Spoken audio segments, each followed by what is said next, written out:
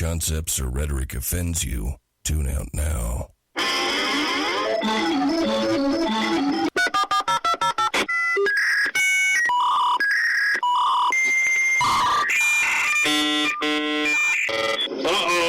Guess what day it is? Guess what day it is? Huh? Anybody? Julie, hey, guess what day it is? Oh, come on, I know you can hear me. Mike. What day is it, Mike? You magnificent bastard, I read your book.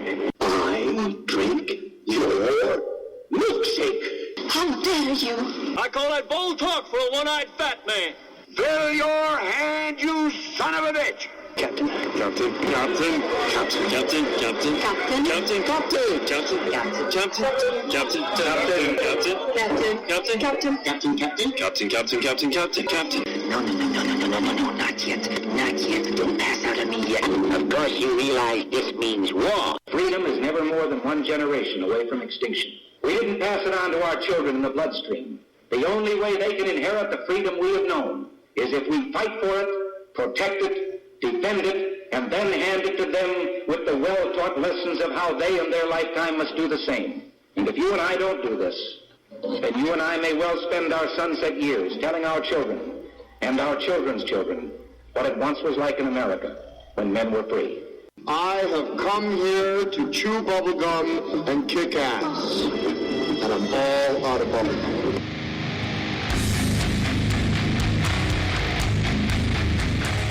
Ladies and gentlemen, boys and girls, children of all ages, welcome to BZ's Berserk Bobcat Saloon radio show, where I am broadcasting behind enemy lines in occupied California. Always spell it with a K. A mere 2 miles east of the locus of evil on the entire left coast, the Bill Mill, the belly of the beast, the Capitol building in downtown Sacramento at 10th and L Street, where late at night you can hear the death of common sense and its concomitant wail as it wafts from that petrifying edifice within. And late at night, when I exit the plush, resplendent, sumptuous, palatial, and effulgently bulbous SHR Media studios, I'll be smelling the odoriferous stench of sulfur, brimstone, and evil emanating from that mentally destitute column structure aforementioned. What you're about to hear for the next 2 hours consists of my opinion only, and no one else's. Because of the fear porn that has gripped this nation, the saloon is no longer open up in the front, in the door, as the city of Sacramento has pulled my license. But guess what? I'm still serving stiff drinks, facts, history, logic, rationality, proportion, context, tradition, intent, and common sense out the back door. And we don't water our drinks, just as we don't water our conversation. Politics, religion, crime, culture, economics, race, sex, science, law. We talk about it all right here at the saloon, where the speech is free, but the booze is not. In 2020, I am done with compromise and bipartisanship. This is the new age of modern political warfare. The leftists, the Democrats, and the American media maggots all want you dead, or at minimum jobless, bankrupt, bereft of a future, and slaving, gibbering in the fetal position under your desk, waiting for the local leftist governors and mayors to bestow a modicum of freedom in dribs and drabs when it pleases them, always to be taken away when it pleases them, or when you have the temerity to push back or reoffend. If our Constitution and Bill of Rights don't prevail, we have absolutely lost this nation, and it won't be coming back. Because if we lose freedom here in the United States of America, where else are we going to find it around the planet? Tonight in the saloon, it's Tuesday, June 9th, the year of our Lord 2020. In the first hour, I'm going to have ERIC Thompson. I believe this is going to be a very interesting interview with ERIC. I found him on the internet, which is where I usually find most of my really great guests. And also in the second hour, just to let you know, I'm going to be featuring an SHR Media special report, which is essentially, one death is a tragedy, and 6,000 plus deaths in the state of New York in nursing homes is just a statistic. You can ask Governor Cuomo, and he'll tell you all about it. That's in the second hour. So for right now, tonight I would like to introduce a gentleman who, like I said, like so many other great guests I have on the show, I happen to find on the internet, and more specifically, I happen to find on social media, with one major exception, as opposed to everybody else. It's social media he created. So little did I know that he had his own radio show. We'll get to that and much more tonight as we talk to ERIC Thompson. So, ERIC Thompson, if you're there, welcome to the Saloon, sir. Hey, thank you so much for having me on. Most of my guests happen to be on the right coast with the 3-hour difference. And customarily, I first have to apologize to keeping him up so late for an interview and to talk to him. Because right now, let's see, it's 11:05 on the East Coast. And it's, 8:05 on the left coast. And in Bolivia, it's 17:49 and 7.325 subsector growth cluster 3 in Bolivian time, which is, I never could understand Bolivian time, which is really strange. But you're not on the East Coast, you're on the West Coast. So, as a matter of fact, ERIC Thompson, you're in California, aren't you? I am. I'm down here outside of Fresno. Oh! Now, that's very interesting, because I got a couple of friends that are in Fresno. Everybody in Fresno knows each other, just like everybody in Sacramento knows each other. So I'm sure you know or have heard of Alan Thomas. Alan Thomas comes on the show. He's a Sasquatch hunter and investigator, a paranormal kind of guy, and I have him on here. The other weird thing is that my wife was born in Fresno.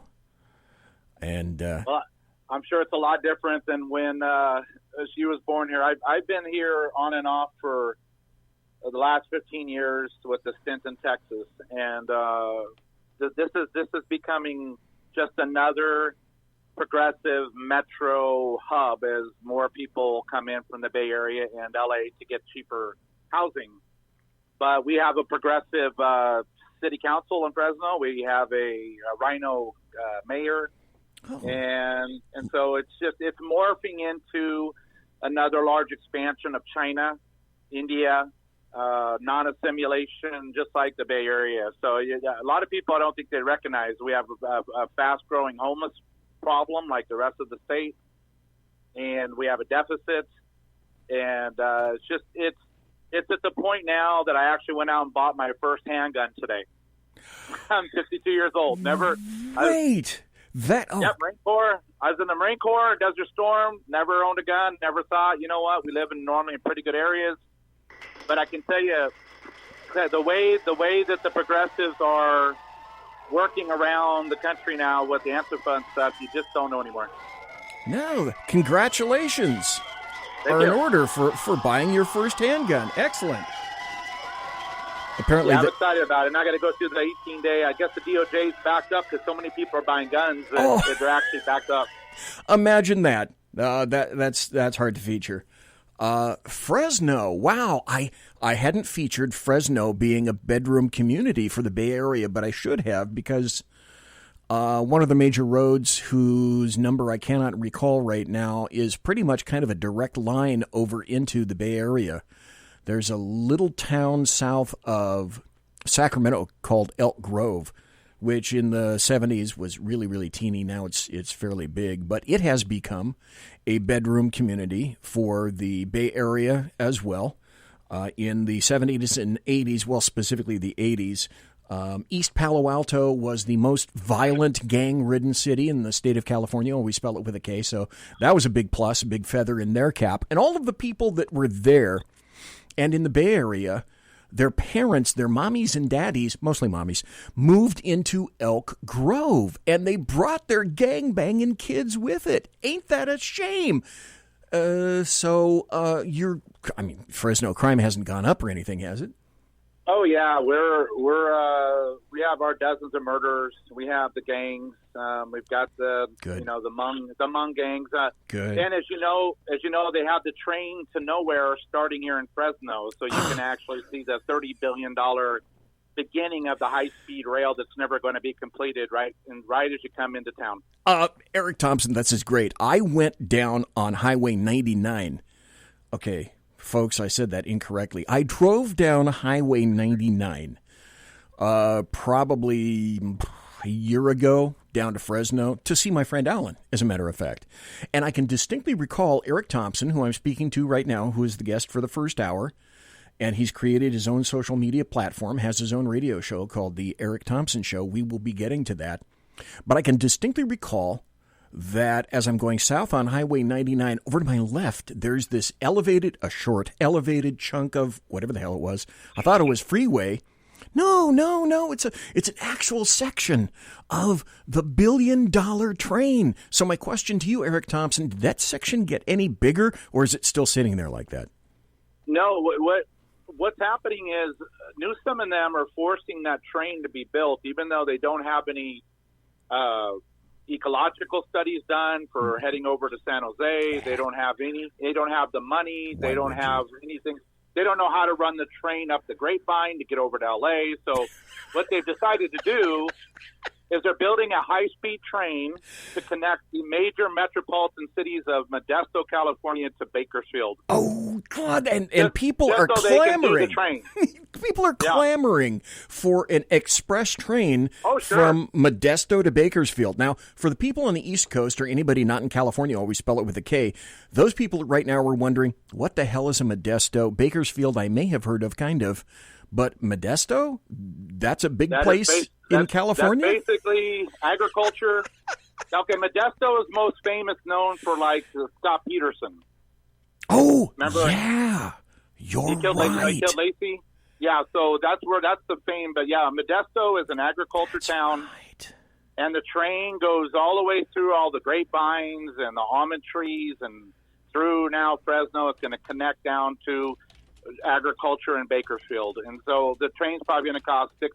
It's going to be subsidized by the state of California because there's no way that people are going to be able to afford or justify taking that train at 180 miles an hour to take you when you could just jump on the 99 for an hour in 20 minutes and get there for $6 of gas. Yeah, imagine that, especially today with today's gas prices. Right.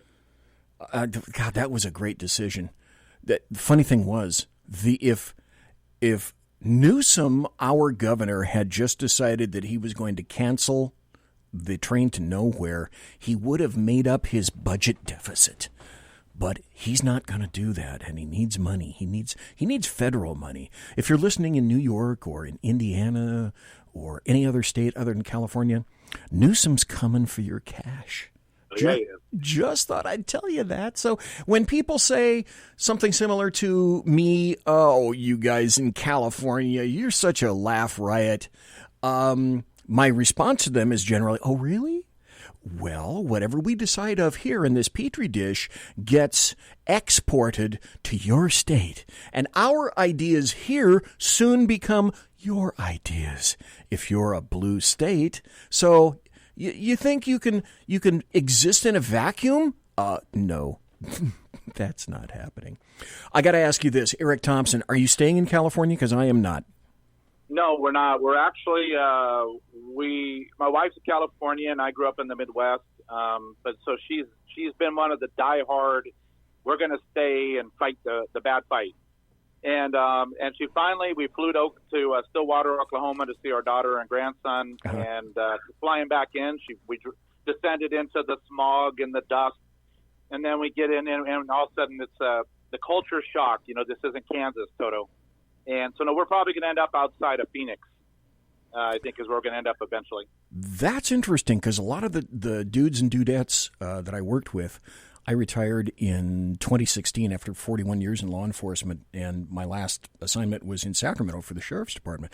A lot of the people from this department and other surrounding environs went to either New Mexico or they went to Arizona.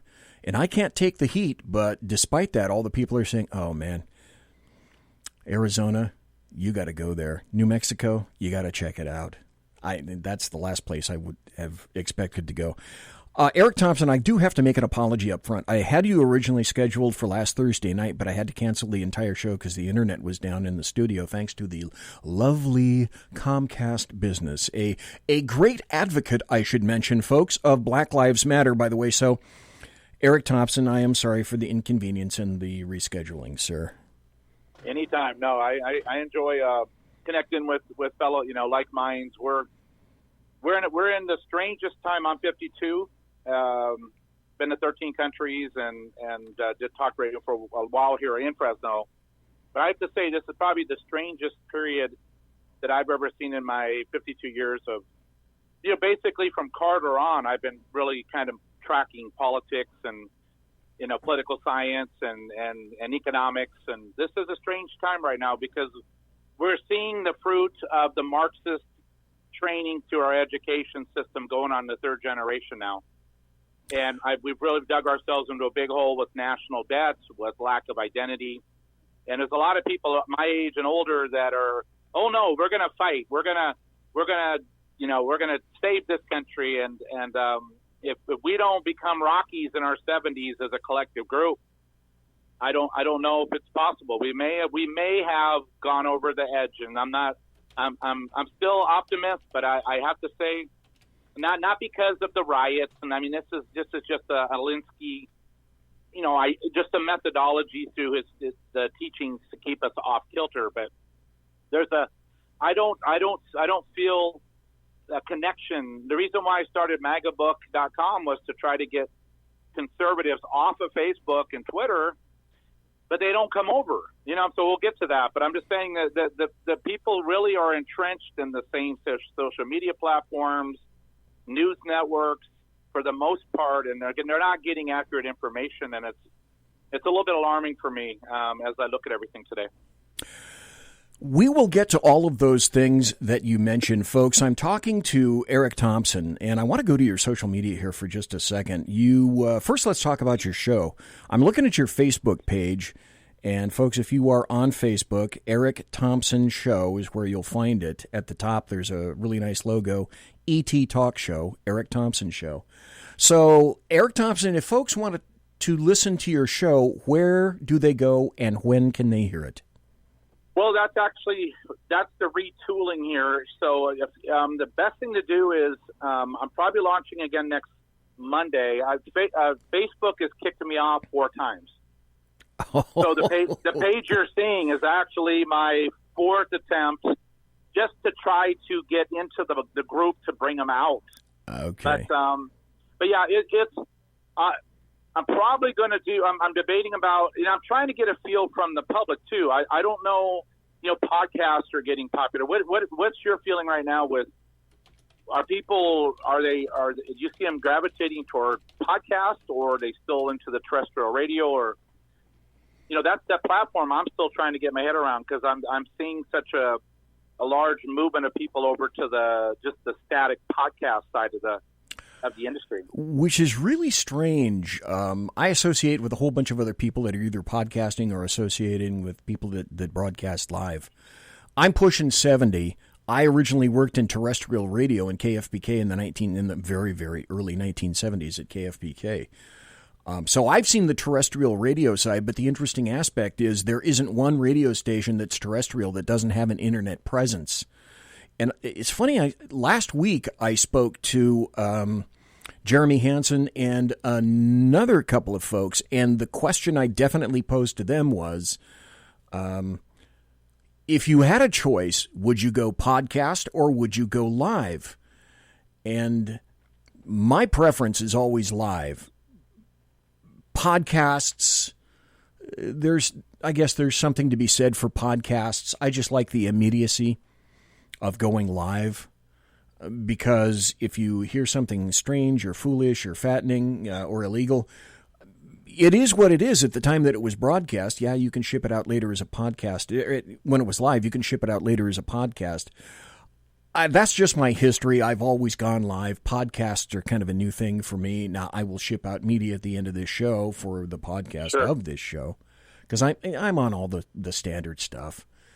But I just I'm with you there. I was on 1680 AM here in Fresno live, shooting by the seat of my pants because I was working full time, running in the studio, 10 minutes of prep, showtime.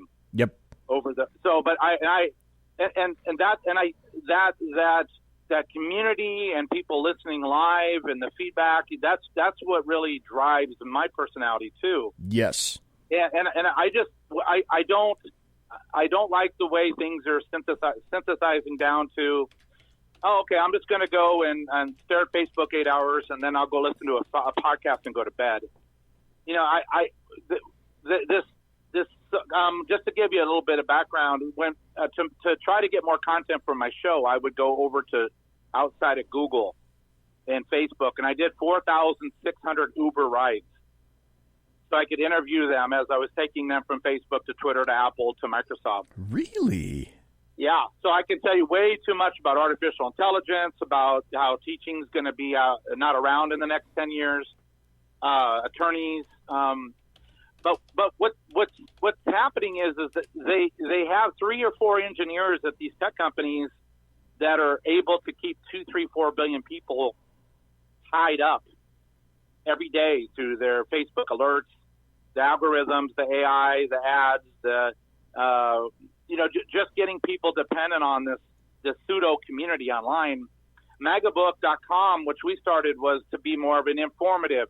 Come in. This is what's going on with Second Amendment. This is how you homeschool your kids.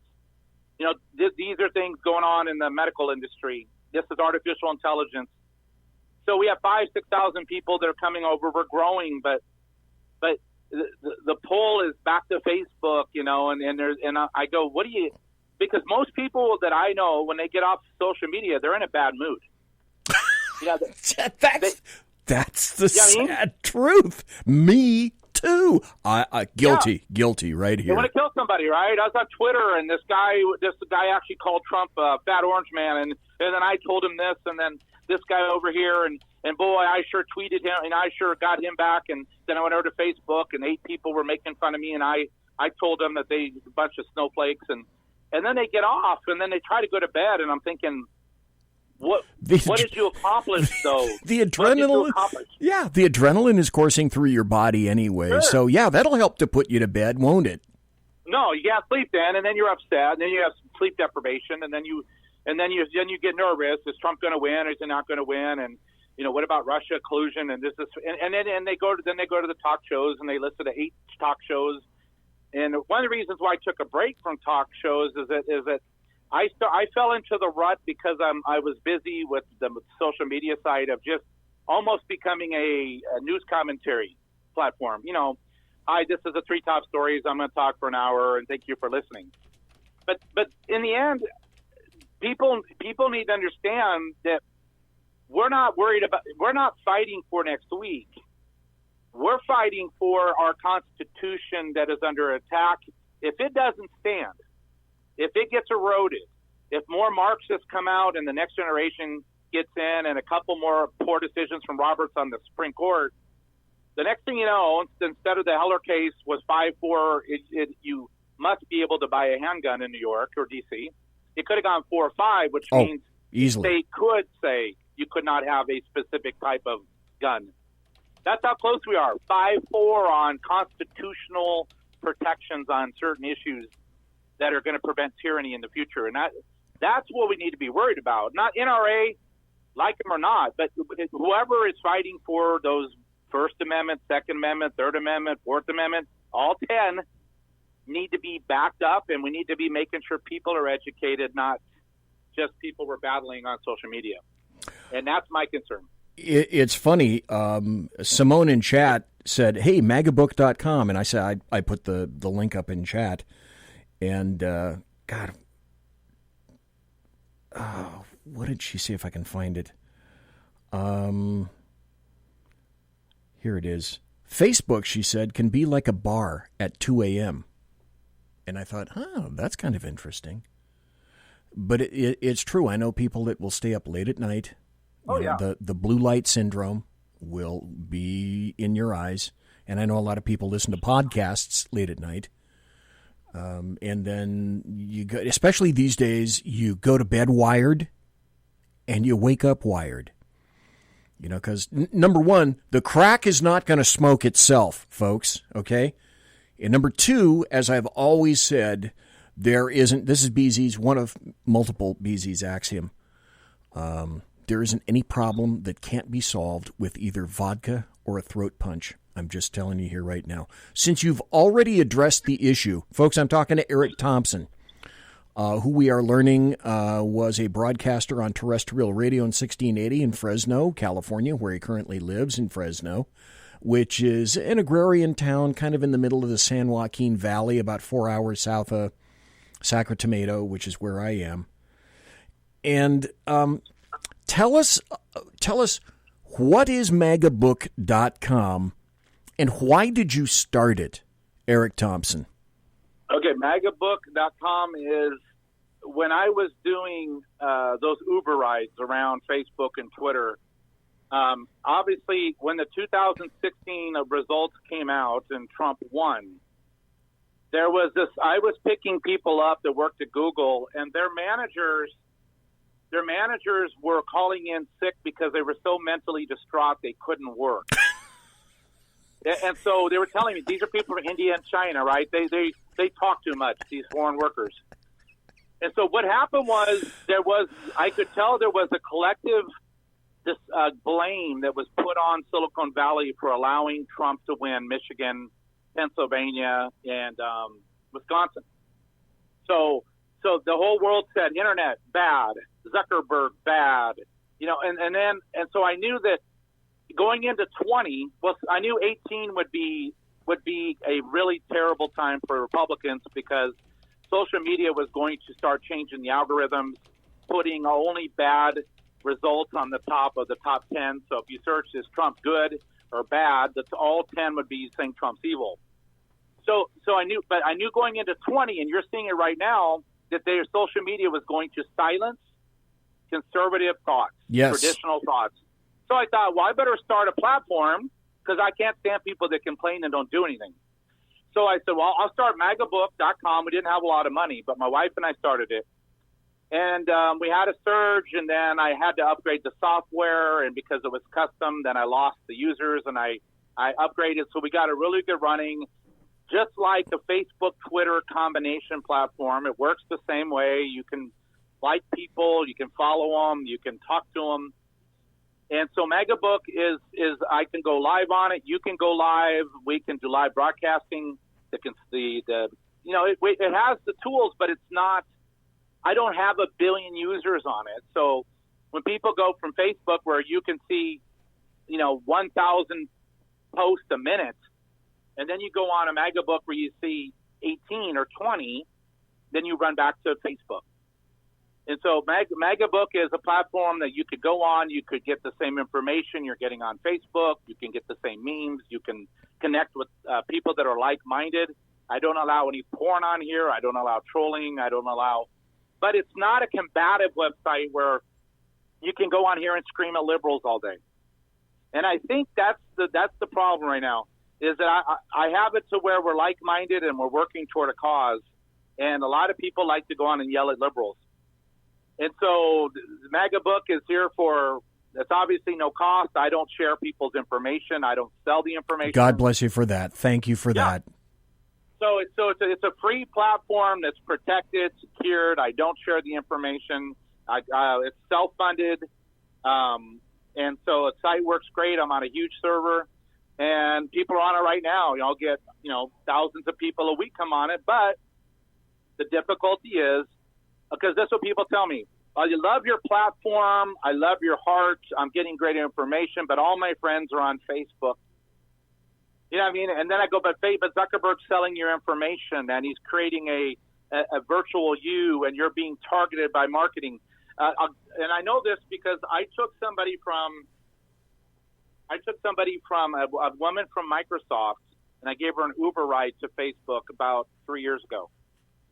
And I said, why are you going to Facebook? And she goes, we consider them to be frenemies, friendly enemies.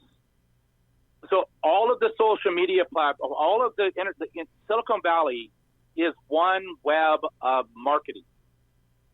So it doesn't matter if you're on Facebook, Twitter, Microsoft, Bing, Live, email, Google, Gmail. The data is all basically shared into this AI cloud. And so if you're on Facebook and you go over to Twitter and then you send an email, everybody knows in the end in this algorithm, oh, okay, well, they're looking for pizza in Hawaii. And they're going to feed you ads throughout the different various platforms until somebody gets the benefit of you clicking. So everything is marketing. It's all about collecting data. And then if you want to go nefarious, they'll sell it. It can go to the wrong people. You can have like the group that was able to collect a bunch of user information, and Facebook knew it, but then they said they didn't know it. And so people's friends' information was, so it's just, we are losing our anonymity. We're losing our sovereignty as individuals in these big tech companies, because they're all giving you free tools, free video, free bells and whistles, more alerts, whatever you want. Just stay on our platform all day, and then we're going to sell all your information, all your emails and everything to people who want to buy the advertising. If you ever get up to Facebook, they was started with one building, and now they have a whole miles long of massive buildings off of your usage on Facebook. And they've got people living in apartments now in the complex. They got a garden on top of the building. Perfect. I mean, they're making billions of dollars off of us, and they're controlling us, and you only hear from people on Facebook that Facebook wants you to hear from. If they don't want you to hear from those people, my wife today, for example, they took her page down completely, just because she was posting about the riots and stuff, and so she goes to log in and gone. No questions asked, no warnings, because she was getting outside of her information was getting to reach too many people, and they needed to stop her. So they just. And that's what I think the threshold is. Folks, we're talking to ERIC Thompson. I'm going to have to take a break. We'll be back in about 4 or 5 minutes. When we come back, I want to ask ERIC Thompson about Twitter and the president. Then I want to get into some social media questions. And then I want to discuss with ERIC Thompson the difference of discerning a platform versus a publisher. And then after that, we'll get into some politics and some buttery political goodness and whatnot. So I am BZ. You are in the Saloon. We're talking to ERIC Thompson tonight, and I will be right back with ERIC after this. Conservative media done right. You're listening to the SHR Media Network. From a public locker inside a dilapidated Long Island rail station comes a show designed to piss off liberals using truth, facts, and ridicule. The Lid Radio Show, featuring the conservative voice from the People's Republic of New York, the Lid himself, Jeff Dunetz. Tune in every Wednesday at 2 p.m. Eastern, 11 a.m. Pacific on the SHR Media Network. Go to shrmedia.com. At Lid Radio, we fight for the truth, justice, and a good kosher T-bone. If you don't listen, Hillary Clinton might sneak into your bedroom in her housecoat late at night and blame you for her election loss. It's the Lid Radio Show with Jeff Dunetz. For 50 years, I've seen the American people blinded by corrupt politicians, a lapdog media, and deceptive Islam. The one thing the elites fear is one man with a cane. I'm Dave Milner. Join me through Spreaker, iTunes, and SoundCloud, through SHR Media and the Western Free Radio Network, for half a century of experienced perspective on political and social issues, weekly on The Unpleasant Blind Guy. And catch me on Jeff Mitchell's EDL Radio on blogtalkradio.com. There's no surrender, ever. Because truth is not always pleasant. This is Shannon Wright of The Right Way with Shannon and Mike in the AM. Mike's not here, so I gotta talk fast. You gotta join us. Fall season. Getting ready to start up with a whole bunch of new stuff. News and food and politics and sports and entertainment and a whole bunch of stuff. But wait, Mike's coming. I gotta go. Remember, Shannon and Mike in the AM on SHR Media, Monday through Thursday, 7 to 9 a.m. Make sure you tune in. Featuring right thinking from a left brain and doing the job the American maggots won't. BZ is fundamentally changing America, one diaper at a time. Just when safety pin manufacturers are running out of metal for the diapers of the leftists, where the speech is free, but the drinks are not. The bloviating Zeppelin's Berserk Bobcat Saloon can be heard every Tuesday and Thursday night, commencing at 11 p.m. Eastern and 8 p.m. Pacific, where pushback is a requisite art form in and of itself. Let your ossicles be truly liberated when you listen to the bloviating Zeppelin's Berserk Bobcat Saloon, only on SHR Media Network. No ferrets were harmed in the making of this ad. Join me, Jack Alexander, for the Jack Alexander Experiment podcast, as I take a unique outsider's look at the issues affecting the USA. I fearlessly take on the issues that everyone else is too scared to touch. The Jack Alexander Experiment podcast is available wherever good podcasts can be found, like Spreaker, iHeartRadio, and Google Podcast. The Jack Alexander Experiment, because it's not a matter of left versus right, it's a matter of right versus wrong. It's your business diva here, Melanie Collette. I am inviting you to a front row seat as I discuss some of the most intriguing details of wealth and finance with today's movers and shakers in the world of business. Listen in and discover financial truths on a global, domestic, and household scale. Uncover topics that will impact your wallet today and in the future. Money Talk with Melanie airs Monday through Friday, 5 p.m. East, 2 p.m. West, right here on SHR Media and High Plains Pundit Talk Radio. You can't afford to miss it. Featuring the effervescent contrarian Sackheads Clint, plus the unrestrained bulbosity of BZ, the Sackheads Against Tyranny is a real chat show. Doubling your late-night conservative talk show pleasure with double the hosts, you can listen every Wednesday night at 8 p.m. Pacific, 11 p.m. Eastern. Please note, some contents may have settled during shipping. Member FDIC, batteries not included, warranty void in Montenegro. Conservative media done right. You're listening to the SHR Media Network.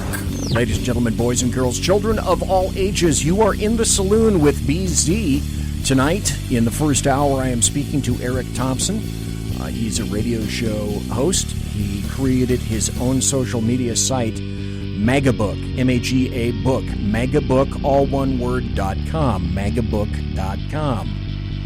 And I am a member there. I signed up, and that's how I spoke to Eric, so that he's on the show tonight. And I wanted to talk to him about MAGABook and this as well.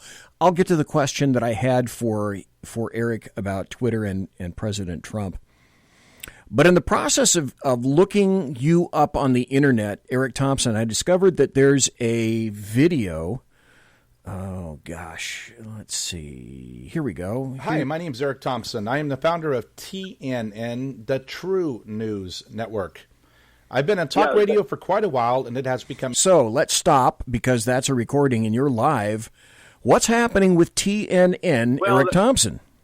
That was good. That was before MAGABook. The news, because the Fox News has been shifting to the left, and I was... So before I launched MAGABook, I'm thinking we got to have some type of news platform, right, where people can get true news. So I was going to do the True News Network. But the problem was, as I started looking into it, because I'm always trying to figure out, is there really a need? You know, am I just trying to be a fifth wheel on a car that needs four? Okay. And so I thought, well, everybody got on YouTube, and so then everyone started being a news broadcaster on YouTube, and it got flooded, and I'm like, you know what? Even if I had a great network, it wouldn't have mattered, because everybody. I had a guy come by, for example, when he set up my business internet here. He said, you know what? I've been to 4 homes tonight, and all 4 are broadcasting on YouTube. I'm like, this is a residential area. I'm like, wow. So TNN was going to be the True News Network. I was going to try to give unfiltered news. I'm a conservative independent, without any opinion. Just this is the news, but it didn't make sense, because everybody was doing news, and I would have just been, as my wife calls it, another talking head, and so that's why TNN never. I had it ready to go, and then it didn't make sense, so I backed out of that. Okay. Folks, there is still the site to go to, MAGABook.com, MAGA, M-A-G-A, book, B-O-O-K, obviously, .com. That's where I signed up, and I put my posts there, and that's where I spoke to Eric Thompson. I said that I would ask Eric a question after the break when we came back, and that's this. And it's interesting because there's a comment in the chat room at shrmedia.com. So, folks, I'm monitoring Facebook. I'm looking at the chat room there in Facebook, and I'm looking at the chat room at shrmedia.com. Jack in SHR chat made a very interesting observation. Before I get to that, though, I want to ask you, Eric Thompson, this question. President Trump is on Twitter. Jack Dorsey has already tagged one of his posts with, "This isn't the proper information. It needs a fact checker." Well, maybe my question is two-pronged. First, what would happen if President Trump left Twitter and went someplace else? Let's just start with that right now. Twitter stock would fall 50% in 30 seconds. President Trump's the only reason why Twitter has an audience, really, because it's kind of like the gladiators with the Coliseum. You know, Trump when he got on there, then the war started, and everybody was able to join into Twitter and join the combat, and it's 24-hour combat around President Trump's tweets. So, but remember, there's a collective purpose that the tech has to prevent him from getting reelected. So even though he's their butter on the bread, they can't let him get reelected. And whatever they've got to do to discredit him, they're going to walk that fine line. But if they feel like if they feel like they're winning, or if President Trump is not going to get reelected, then I can see some really heavy suppression, because they really don't care in the end, because they have Trump arrangement syndrome, and this, the goal of winning is superseding everything else. Everything else. Yeah. I've played this before. Folks listening to the show have heard it before. I'm going to play this again. People don't understand the incredible strength and power of social media. This is a guy named Dr. Robert Epstein talking to Senator Ted Cruz. Listen really, really carefully to Dr. Robert Epstein, who is not a conservative guy by any measure. Listen to what he says to Senator Cruz. Background. You're not a Republican, and nor are you a conservative. Is that accurate? That would be an understatement. Yeah. And indeed, you're the former editor-in-chief of Psychology Today. Correct. So you're a respected academic. You testified before this committee that Google's manipulation of votes gave at least 2.6 million additional votes to Hillary Clinton in the year 2016. Is that correct? That's correct. And I want to make sure I understand. You personally supported and voted for Hillary Clinton. I was a very strong public supporter of Hillary Clinton, yes. Mm-hmm. So you're not dismayed that people voted for her, but your testimony is that Google is, through bias in search results, manipulating voters in a way they're not aware of. On a massive scale. And what I'm saying is that I believe in democracy, I believe in the free and fair election, more than I have any kind of allegiance to a candidate or a party. And looking forward, if I Okay, that's irregular in and of itself. understood your testimony correctly, you said in subsequent elections, Google and Facebook and Twitter and big text manipulation could manipulate as many as 15 million votes in a subsequent election? In 2020, if all these companies are supporting the same candidate, there are 15 million votes on the line that can be shifted without people's knowledge and without leaving a paper trail for authorities to trace. Stop. 15 million votes manipulated by large social media. And here's the conundrum, and I've said this before. If you believe or think that Facebook or Google or YouTube or Twitter are manipulating votes, then draw up a warrant and serve it where? And then which server would you target? Do you think it's possible that you would ever find that information?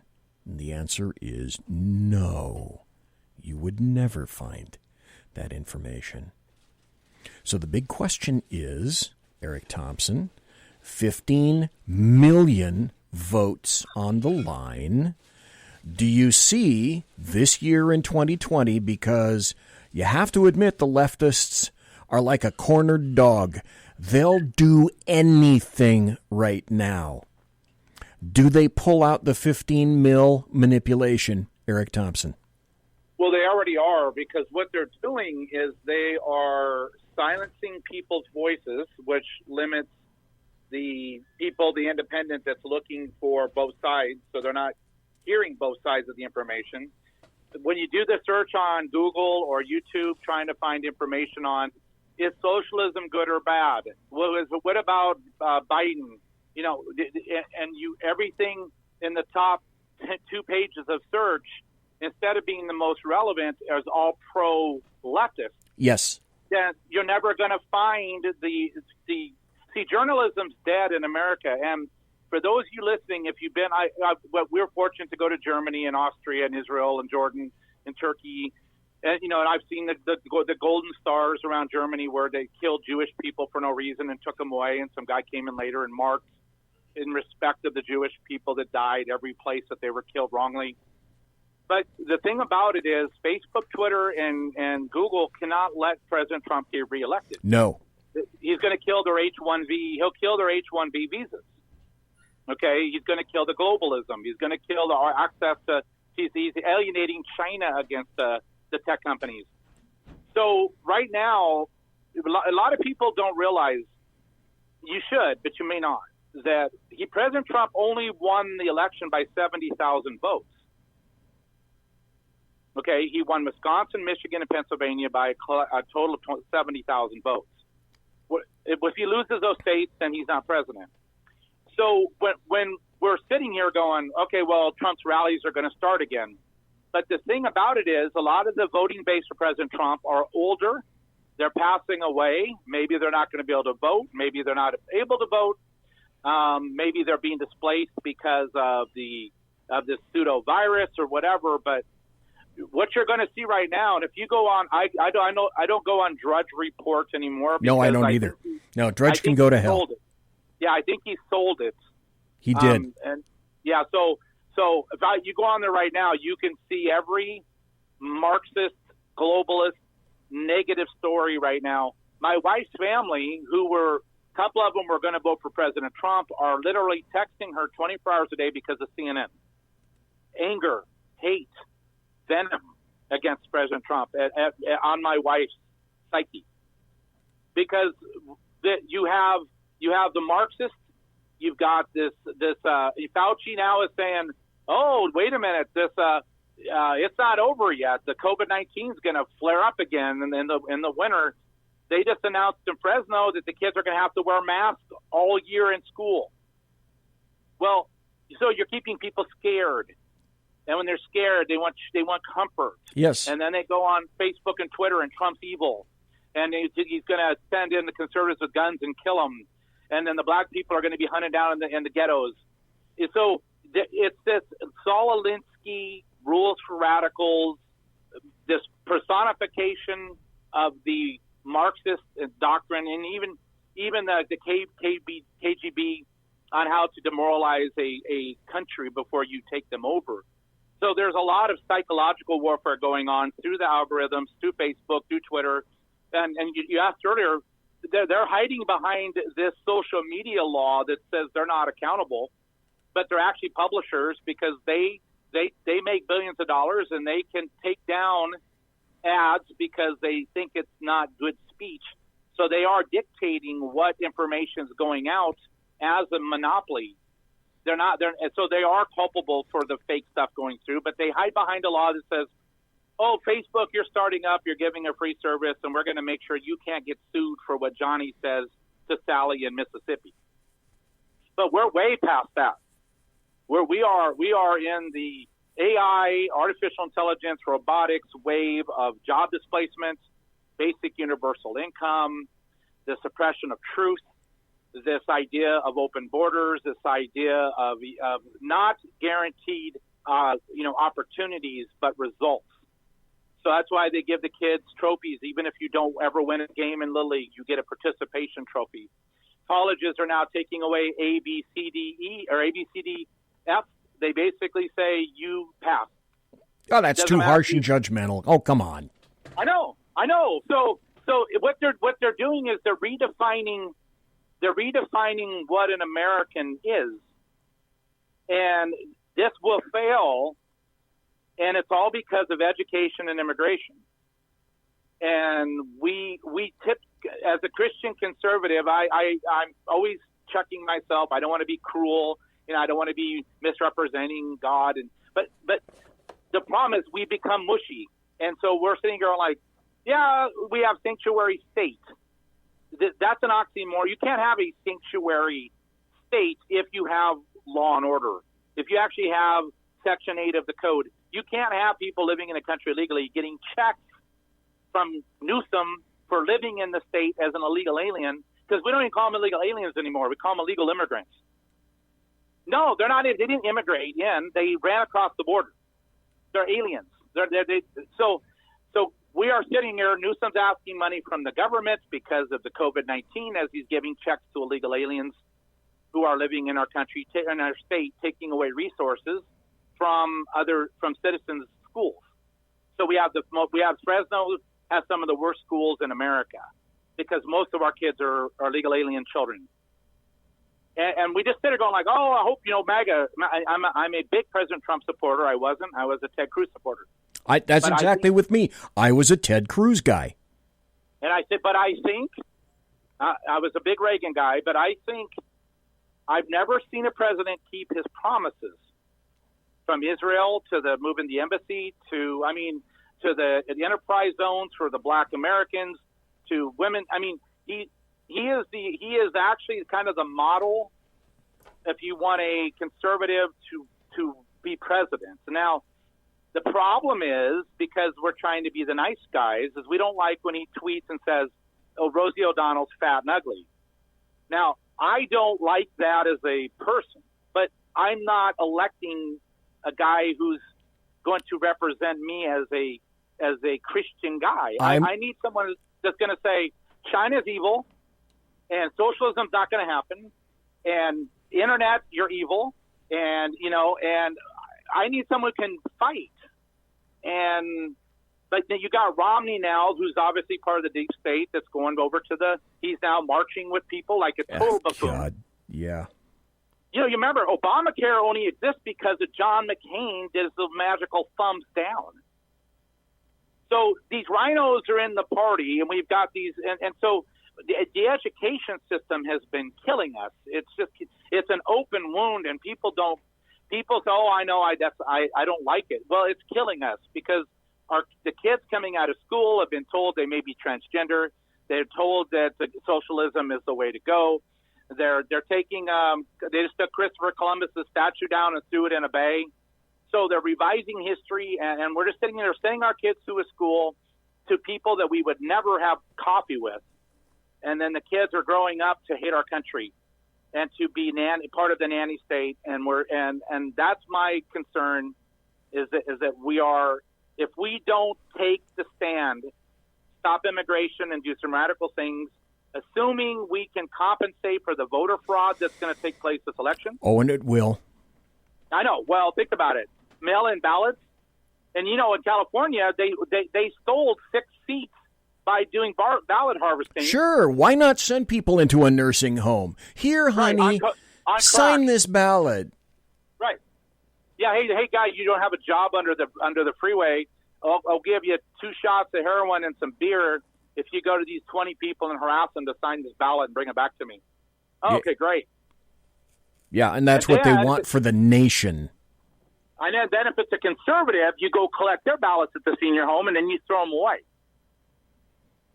Right, because you're in charge of that. You are the sole determinant. Whoever goes in and places physical custody on a bunch of ballots at whatever facility, whatever home, whatever residence, whatever, you're in charge now of making sure those ballots get where they need to go.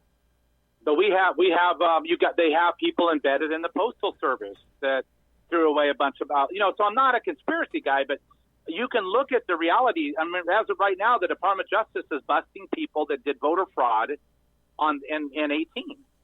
So it's rampant.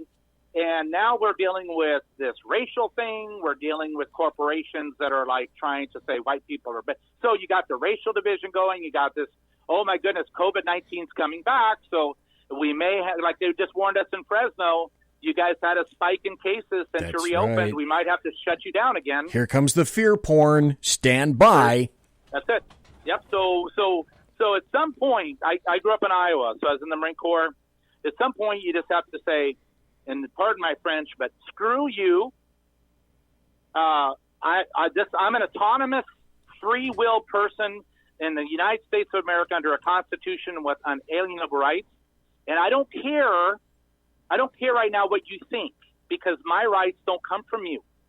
So get out of my face, and that's why I get frustrated. Probably you can hear it, that I'm trying. People, even though they have MAGABooks to come to and other platforms, they just don't want to hear the fact that they're being manipulated by the software that's reading every. When you go to start a post on Facebook, the artificial intelligence is already determining where it's going to take you.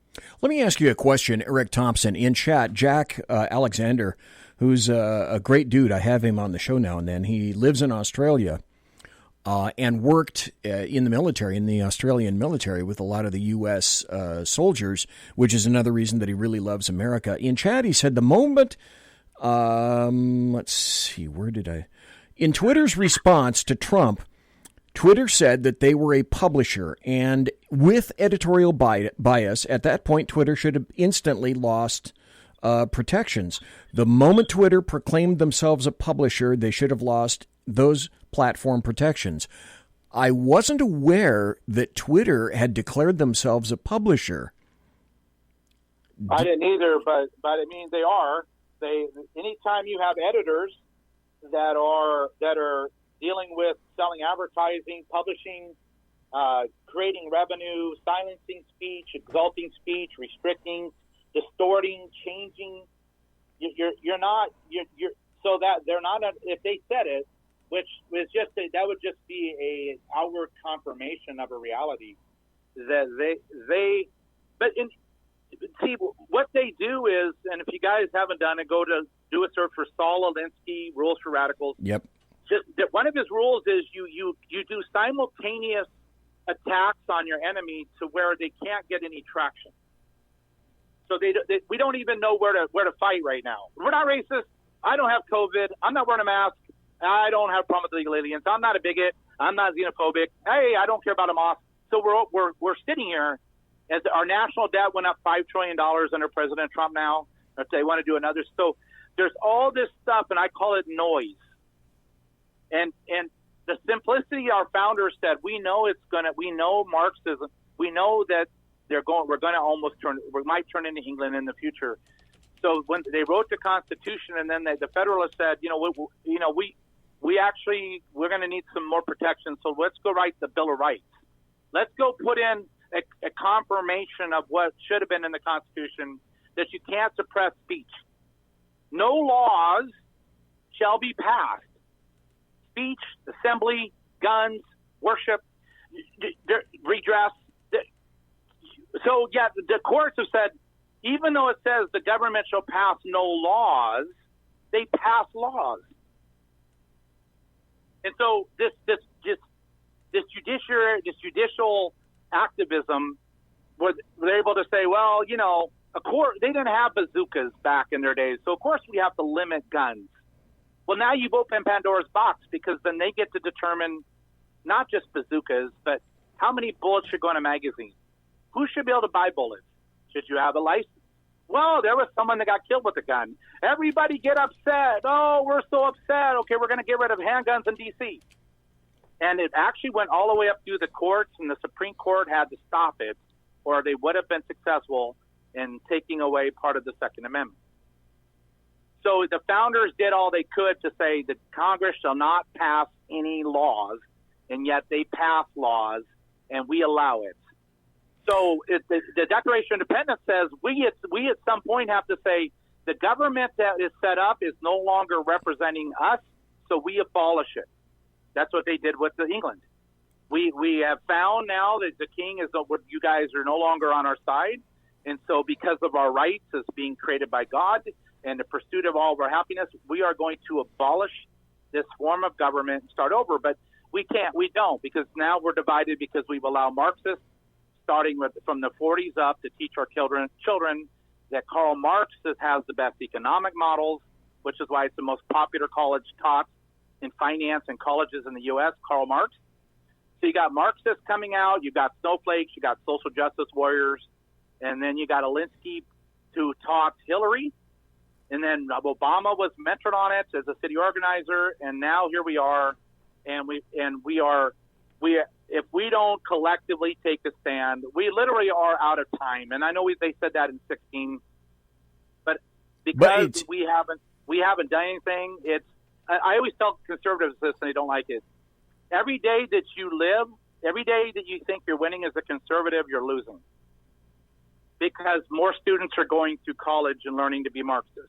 The public school system is growing up kids that don't like us, and they're fearful of being around people. It's a leftist factory.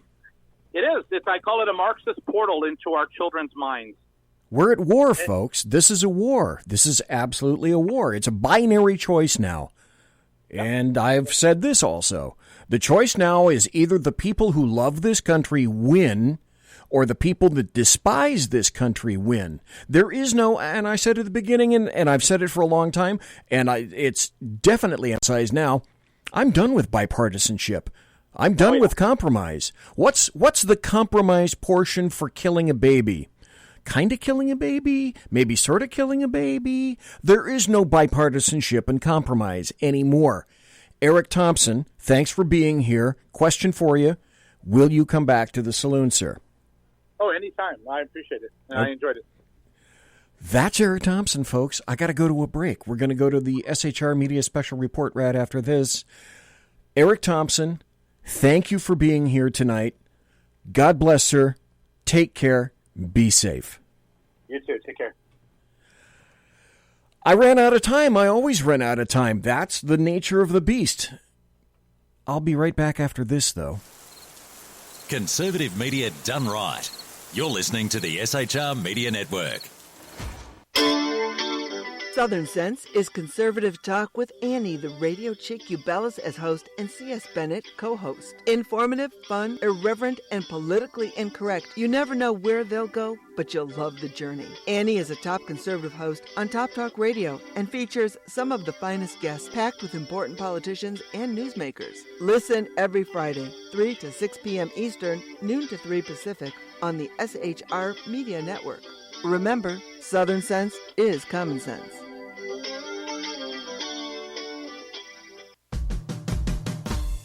It's your business diva here, Melanie Collette. I am inviting you to a front row seat as I discuss some of the most intriguing details of wealth and finance with today's movers and shakers in the world of business. Listen in and discover financial truths on a global, domestic, and household scale. Uncover topics that will impact your wallet today and in the future. Money Talk with Melanie airs Monday through Friday, 5 p.m. East, 2 p.m. West, right here on SHR Media and High Plains Pundit Talk Radio. You can't afford to miss it. From a public locker inside a dilapidated Long Island rail station comes a show designed to piss off liberals using truth, facts, and ridicule. The Lid Radio Show, featuring the conservative voice from the People's Republic of New York. The Lid himself, Jeff Dunnett. Tune in every Wednesday at 2 p.m. Eastern, 11 a.m. Pacific on the SHR Media Network. Go to shrmedia.com. At Lid Radio, we fight for the truth, justice, and a good kosher T-bone. If you don't listen, Hillary Clinton might sneak into your bedroom in her housecoat late at night and blame you for her election loss. It's the Lid Radio Show with Jeff Dunnett. Conservative media done right. You're listening to the SHR Media Network. Good evening.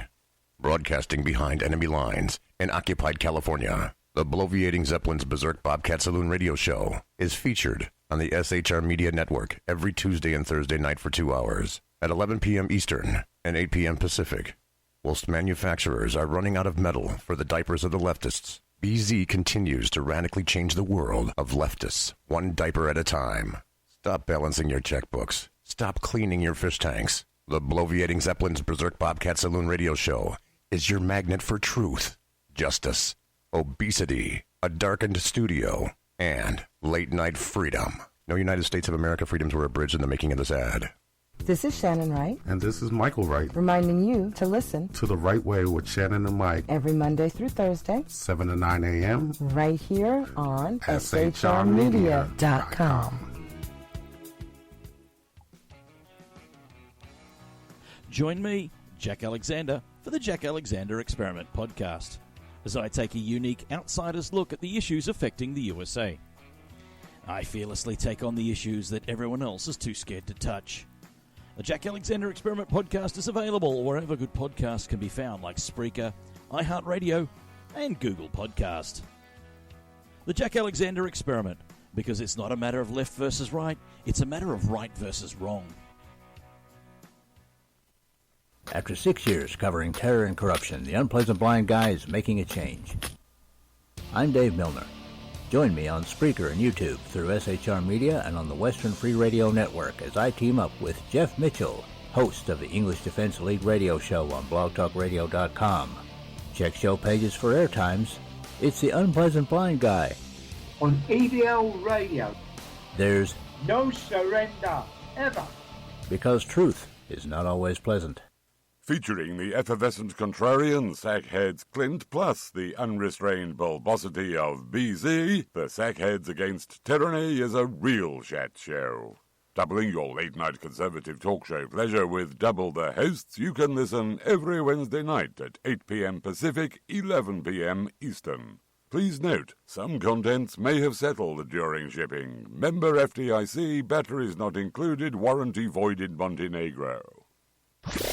Conservative media done right. You're listening to the SHR Media Network.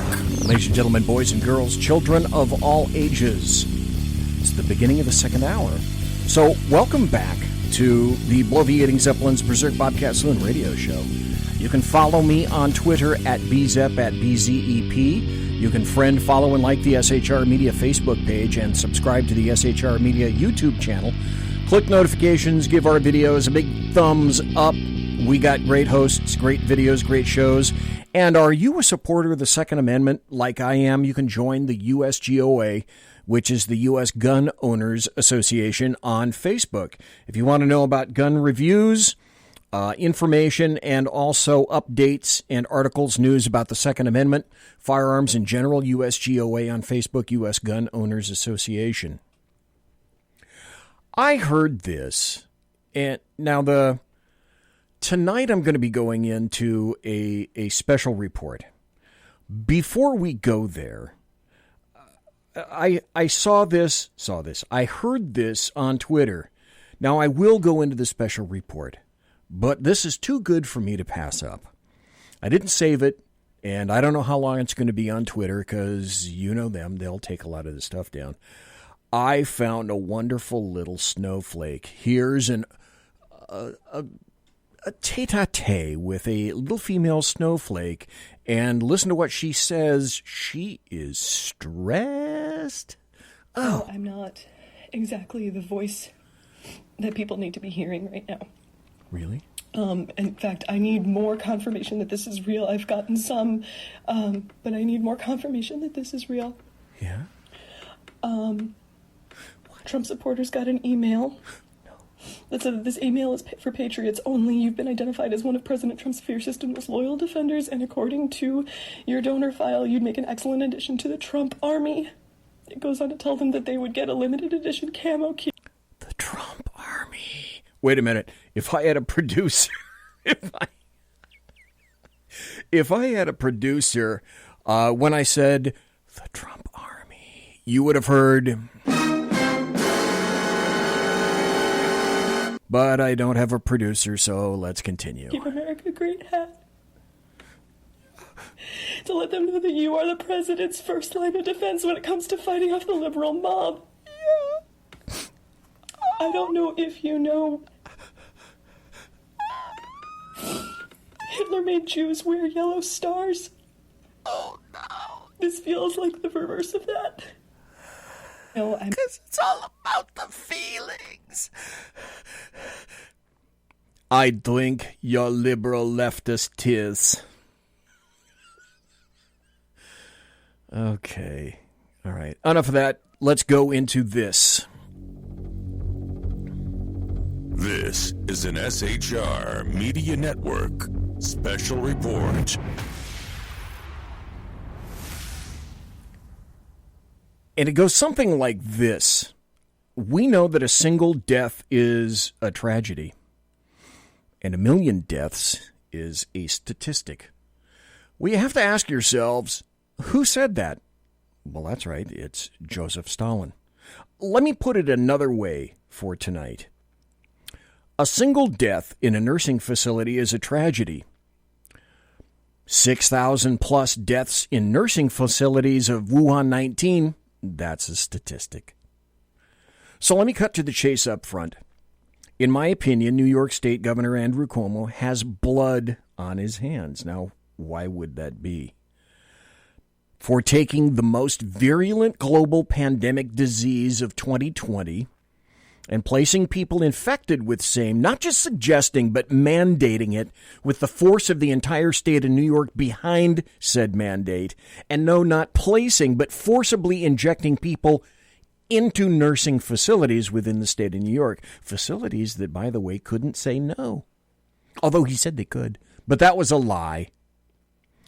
The elderly, here's the deal. The elderly, the infirm, those very same people who in their early years had worked really hard to allow New York State Governor Andrew Cuomo to attain the exalted position that he holds today and stand upon their work, as in Governor Cuomo, you didn't build that.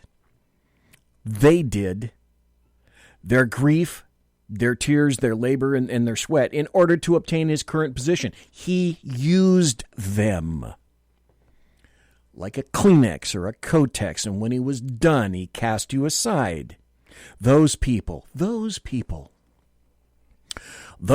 paid their taxes, they paid their dues, they obeyed the laws, they built ships, flew planes, poured concrete, they laid bricks, they fixed cars, they took care of children, they started small businesses, they repaired toilets, constructed skyscrapers, they drove locomotives, they dug ditches, they stitched wounds, they designed clothes, they conducted brain surgery, they repaired broken windshields, they replaced HVAC systems, they knitted socks, they changed diapers, and they fought wars for America, serving their nation and serving their communities. And now, those people in their later years, those infirm, those who require the greatest amount of care, those who did, in fact, pay every bill, honor every debt required of them, the most absolute, most vulnerable individuals amongst us, the weakest amongst us, the most susceptible to disease, the least able to fight back physically, genetically, and psychologically, they found themselves placed directly into harm's way by an individual who knew better. And I'll prove it tonight. Work with me here. Now, first we know that Wuhan 19 deaths, the Kung flu, and if you don't like me saying that, couldn't care less. We know that these deaths are being padded.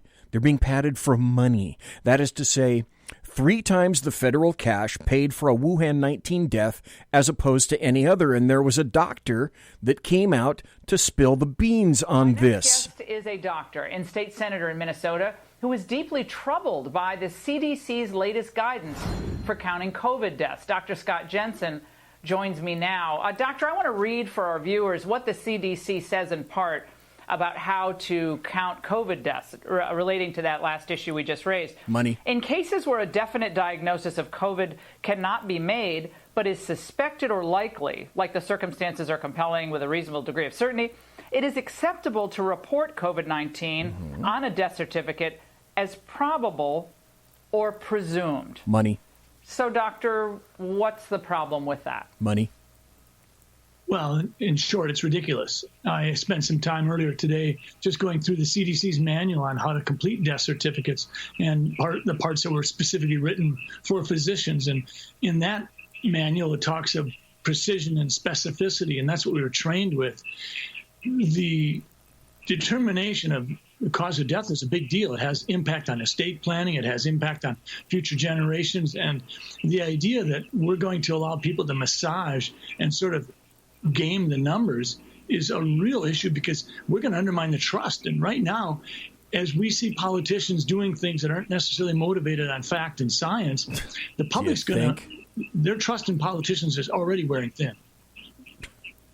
And Doctor, in that same CDC guidance sheet on COVID-19, it references the fact that basically this is a judgment call for doctors on how to fit. I read it, what goes on line 1, and then what goes on line 2, and what goes on the final line as far as contributing factors and ultimate cause of death. But they concede that it is a judgment call. Again, why is that not correct?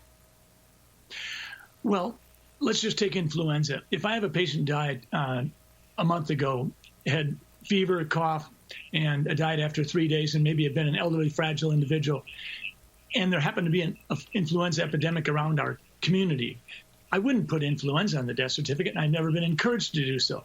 I would put probably respiratory arrest would be the top line, and the underlying cause of disease would be pneumonia. And in the contributing factors, I might well put emphysema or congestive heart failure. But I would never put influenza down as the underlying cause of death. And yet that's what we're being asked to do here.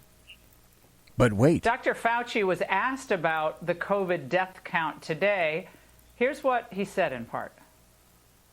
What do you say to those folks who are making the claim without really any evidence that these deaths are being padded, that the number of COVID-19 deaths are being padded? You will always have conspiracy theories when you have very challenging public health crises.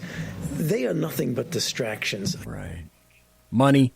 Conspiracy theories, Doctor? So you're engaging in conspiracy theories. What do you say to Dr. Fauci tonight? Well, I would remind him that anytime healthcare intersects with dollars, it gets awkward. Money. Right now, Medicare has determined that if you have a COVID-19 admission to the hospital, you'll get paid $13,000. If that COVID-19 patient goes on a ventilator, you get $39,000. Three times as much. Yep. Nobody can tell me after 35 years in the world of medicine that sometimes those kinds of things impact on what we do. Some physicians really have a bent towards public health, and they will put down influenza or whatever because that's their preference. I try to stay very specific, very precise. If I know I've got pneumonia, that's what's going on the death certificate. I'm not going to add stuff just because it's convenient. I think that it's not a conspiracy theory at all. Yeah. So you reject what he said? Absolutely. Seems pretty succinct to me. So clear-thinking people should already have all the bells and klaxons going off in their brains about information surrounding Wuhan 19. First, we knew that New York was over its head. Didn't it seem that way to you from the very get-go? It couldn't begin to cope with what was before its very eyes. New York was told to prepare, but it decided to ignore its very own study. And it goes like this. Here's a headline from the New York Post. We didn't have to have ventilator shortage. Leaders chose not to prep for the pandemic.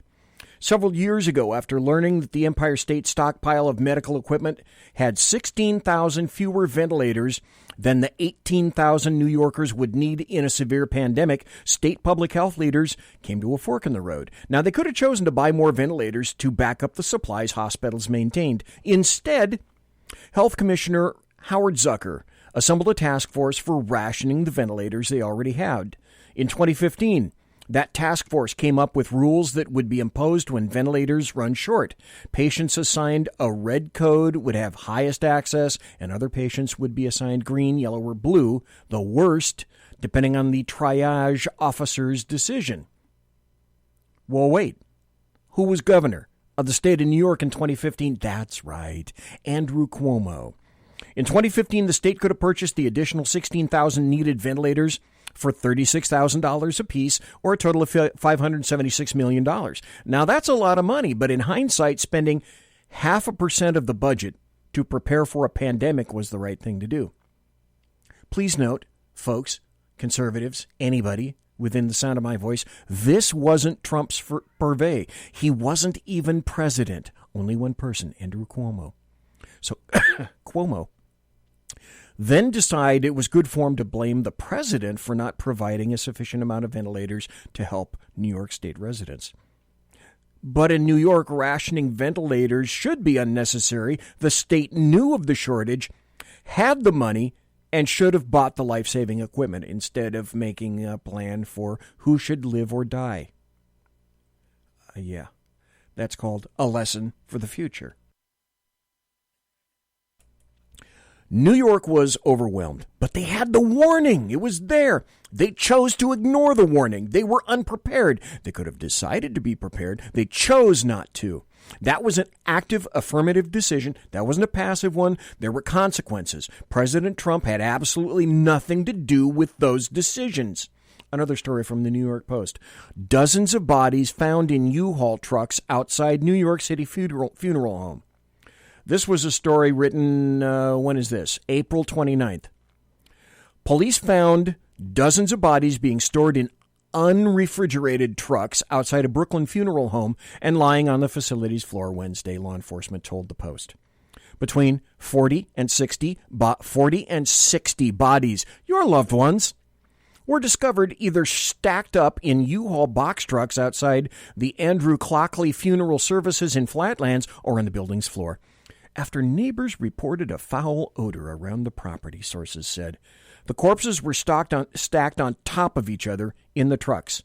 Fluid leaking from inside created a terrible smell and caused neighboring store owners to call the police, according to sources. We heard then that plaintive cry from the woman. I played it before, and if it'll play for me tonight, I'll do it again.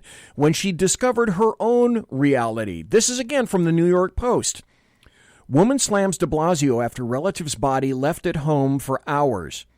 A grieving Harlem food truck owner was forced to ice her husband's corpse as she searched for someone to retrieve his body several hours after he died from suspected coronavirus. Now, let me see if I can get this to play. You should hear this. Here we go. I say shame on you, Mayor de Blasio. I say shame on you. I know you, Mayor de Blasio. I know your wife. I know your family. You've come to Harlem. I have served you. I am the owner of Harlem Seafood Soul. You know I know you, Mayor de Blasio. And this doesn't make any sense. If you gotta designate somebody to come and get these bodies out of here, these people that die at home. People are dying at home at an alarming rate. How dare you make us have to deal with that? After living there with the body for days. How dare you, Mayor de Blasio? You can't blame that shit on Trump. You can't blame that shit on Cuomo. That's all you, Mayor de Blasio. This is our city. And we're being treated like shit. And she's right. So let's get specific now. On April 14th, Governor Cuomo said, this is an admission. He knew this. This is knowledge. Up front. He said, Governor Cuomo said nursing homes are the optimal feeding ground for the virus. Governor Cuomo knew this. It's archived on the internet. I found it. Okay, here's a New York Daily News story talking about that. Cuomo calls nursing homes a feeding frenzy for coronavirus as 540 die in New York. This is as of April 18th. Governor Cuomo called nursing homes the biggest concern for New York authorities battling the coronavirus pandemic, even as the lower overall total of 540 people died in the past day. This is a quote. Nursing homes are the single biggest fear in all of this. Vulnerable people in one place. It is the feeding frenzy for this virus. He said it. It's there. He knew it. That was a tacit acknowledgement. knowing this, saying this, what did New York State Governor Andrew Cuomo decide to do? He forced nursing facilities to accept Wuhan 19 patients in his policy. Newsday said nursing homes can't reject patients just over the coronavirus. New York State's nursing homes cannot reject newly released hospital patients solely because they tested positive for the novel coronavirus, a new state directive says. The order raised concerns in an industry where elderly and frail residents have the lowest survival rate for the disease. 5-year-olds can't see this coming. So Governor Cuomo himself told facilities they had to accept Wuhan 19 patients. This is again from the New York Post. Nursing homes have no right to reject coronavirus patients, Cuomo says. New York's nursing homes weren't allowed to challenge a controversial order to admit patients with the coronavirus, Governor Andrew Cuomo said, even though it's been blamed for spreading the deadly disease among residents. This is a quote from him. They don't have a right to object. That's the rule. And that's the regulation, and they have to comply with that. And the regulation is common sense. If you can't provide adequate care and you can't have the patient in your facility, and that's your base fiduciary obligation, I would say ethical obligation, then it's also your legal obligation. Well, that wasn't enough. So Governor Andrew Cuomo decided to demand more compliance. Another New York Post article says, Cuomo doubles down on ordering nursing homes to admit coronavirus patients. So he doubled down in the state's controversial directive ordering nursing homes to admit COVID-19 patients. The governor, who himself said that nursing homes are a feeding frenzy for the deadly coronavirus, said the facilities can't challenge a state regulation forcing them to admit patients with a contagion. Stop right there. That is knowledge aforehand. He's going to soon display, consciousness of guilt, because later on he's going to say, and I have the articles to prove it, that he had no idea that this existed, that law existed. But he said, remember this, the nursing homes are a feeding frenzy. He said the facilities can't challenge a state regulation forcing them to admit patients. So he knew by saying that the facilities can't challenge that state regulation, that means he knows it was a state regulation, because he's going to later come out and lie and say, oh, I didn't know that. Well, wait. Wuhan 19 is going to sweep through nursing facilities like a whirlwind. He believed it. He said it. He knew it. Yet he made the statement demanding it continue to occur. So yes, Governor Cuomo knew exactly what he was doing, and he was aware of every movement regarding New York State nursing facilities. So there was the CEO of a hard-hit Brooklyn nursing home where 55 patients have died from the coronavirus in just one facility. He'd been warning state health department officials for weeks that he had a staffing and equipment issues, and he got little help. This is a quote from him. There's no way for us to prevent the spread under these conditions. He wrote in an email to the department, but here's the crux of the biscuit. He said he asked to move some patients to the makeshift wards at Manhattan's Javits Center and aboard the city-docked USS or USNN Comfort amid the pandemic. So what was he told? Well, he was told those two spots were receiving only patients from hospitals. He said, I made specific requests to transfer patients, and it didn't happen. There weren't options.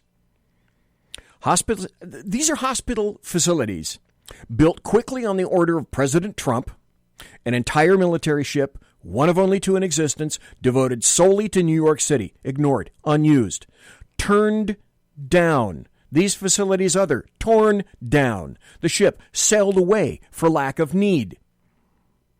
Yet the need somehow continued to place. Cuomo determined the need then was to place, fiery, virulent Wuhan 19 virus patients into the closed buildings of those persons with the least capacity to fight the damn virus. Oh, and in direct contravention of federal law. But you didn't hear about that, did you? Medicare chief. This is from transunion.com. Medicare chief. Cuomo's nursing home order did not follow federal guidelines. The federal government's top official overseeing nursing homes said Governor Cuomo's executive order in late March that directed the admittance of coronavirus patients from hospitals to nursing facilities did not follow agency guidance. Cuomo insisted that the original order regarding nursing homes was aligned with the Trump administration's policy. But a person named Serena Verna, head of the Centers for Medicare and Medicaid Services, said Wednesday that's not the case. Speaking of case, do you see what we're building here? Do you see what I'm doing here? Do you see what I'm trying to do? I'm building a case. Under no circumstances should a hospital discharge a patient to a nursing home that is not prepared to take care of those patients' needs. The federal guidelines are absolutely clear already on this. So we see, all right, Governor Cuomo is we know, just by listening to that, we know what Governor Cuomo's response is going to be pretty soon, don't we? So Cuomo's March 25th nursing home order didn't specifically say nursing homes should only accept recovering coronavirus patients if they were safely able to do so. That's a talking point he used repeatedly in recent weeks.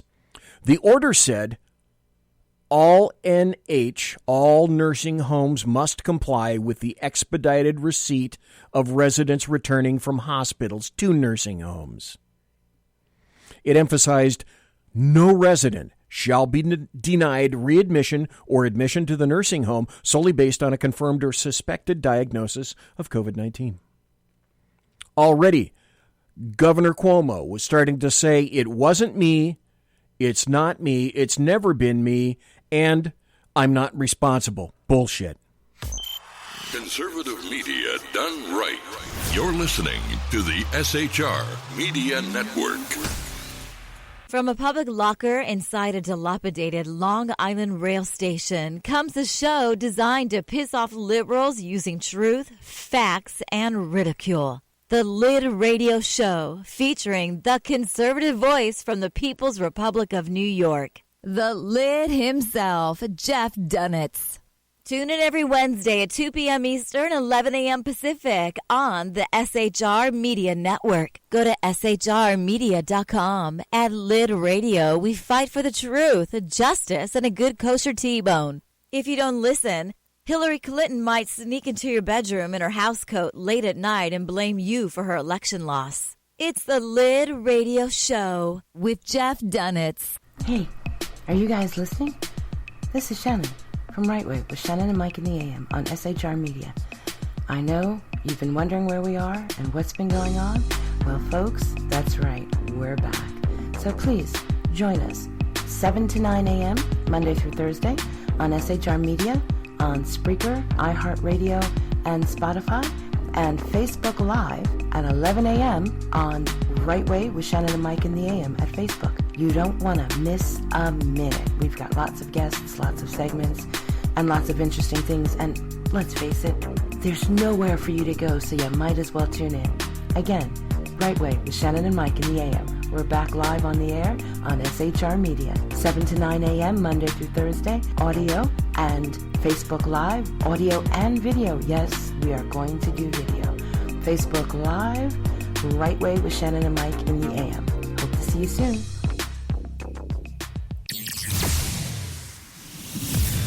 Broadcasting behind enemy lines in occupied California, a mere 2 miles from the state capital, the bloviating Zeppelin's Berserk Bobcat Saloon radio show can be heard every Tuesday and Thursday night at 8 p.m. Pacific and 11 p.m. Eastern. Only on the SHR Media Network. Go to shrmedia.com to listen. You can also watch on the SHR Media Facebook page and the SHR Media YouTube channel. No goldfish were abused in the making of this ad. Conservative media done right. You're listening to the SHR Media Network. It is he that is me, bringing perspective from across the sea. Join me, Jack Alexander, 4 days a week for the Jack Alexander Experiment podcast, as I take a unique outsider's look at the news and issues affecting life and liberty here in the USA. I'll show you what the mainstream media refuses to. Politics, border security, defense, healthcare, travel, nothing is off limits. Catch the Jack Alexander Experiment podcast each Monday to Thursday on Facebook, YouTube, and everywhere good podcasts can be found. Also, check out the website, www.jackalexanderexperiment.com. Southern Sense is conservative talk with Annie, the radio chick you bellows as host, and C.S. Bennett co-host. Informative, fun, irreverent, and politically incorrect. You never know where they'll go, but you'll love the journey. Annie is a top conservative host on Top Talk Radio and features some of the finest guests packed with important politicians and newsmakers. Listen every Friday, 3 to 6 p.m. Eastern, noon to 3 Pacific, on the SHR Media Network. Remember, Southern Sense is common sense. After 6 years covering terror and corruption, the Unpleasant Blind Guy is making a change. I'm Dave Milner. Join me on Spreaker and YouTube through SHR Media and on the Western Free Radio Network as I team up with Jeff Mitchell, host of the English Defense League radio show on blogtalkradio.com. Check show pages for airtimes. It's the Unpleasant Blind Guy. On EDL Radio. There's no surrender, ever. Because truth is not always pleasant. Conservative media done right. You're listening to the SHR Media Network. It's your business diva here, Melanie Collette. I am inviting you to a front row seat as I discuss some of the most intriguing details of wealth and finance with today's movers and shakers in the world of business. Listen in and discover financial truths on a global, domestic, and household scale. Uncover topics that will impact your wallet today and in the future. Money Talk with Melanie airs Monday through Friday, 5 p.m. East, 2 p.m. West, right here on SHR Media and High Plains Pundit Talk Radio. You can't afford to miss it. Conservative media done right. You're listening to the SHR Media Network. Ladies and gentlemen, boys and girls, children of all ages, it's the final 25 minutes here at the Saloon. For the first hour, I spoke to ERIC Thompson, the ERIC Thompson radio show, and also the creator of MAGABook, MAGABook, MAGABook. Going to have him back because I didn't get to speak to him about just a fraction of the stuff. Again, as per normal, ton of stuff that I wish that I'd spoken to him about. If you're on Facebook, by the way, and you like firearms and the Second Amendment, you're pro-firearm, pro-Second Amendment, join the USGOA, the U.S. Gun Owners Association, on Facebook. The USGOA, a great place to get articles about the Second Amendment, about freedom, and about firearms as well. In the second hour, I'm doing an SHR Media special report, and it has to do with Governor Cuomo and Governor Cuomo's decision to essentially end up killing, in my opinion, the elderly in New York nursing homes. Because, quite frankly, statistics don't lie. This is an SHR Media Network special report. So nursing facilities in New York weren't ready. They weren't prepared with appropriately trained staff. They didn't have the requisite equipment. Well, that didn't matter to Governor Cuomo. Equipment?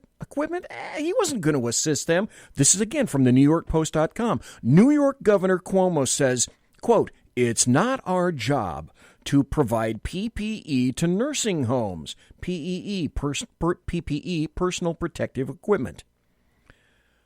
Governor Cuomo insisted it's not our job to provide coronavirus-ravaged nursing homes with personal protective equipment, even as more than 3,000 patients have lost their lives in facilities ordered by his administration to take in COVID-19 patients.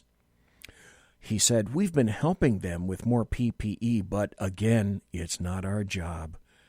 Well, he ended up being pressed on the coronavirus patients that were not kept out of the facilities, which treat the elderly and a lot of other vulnerable populations. People don't go there just because they're old. Sometimes they need a place to convalesce. There's nobody else to take care of them, and they're younger. They don't have to be in their 60s, 70s, 80s, and 90s. Sometimes people need an area, need people to look after them as they heal from fill in the blank, some kind of an accident. This is what he said.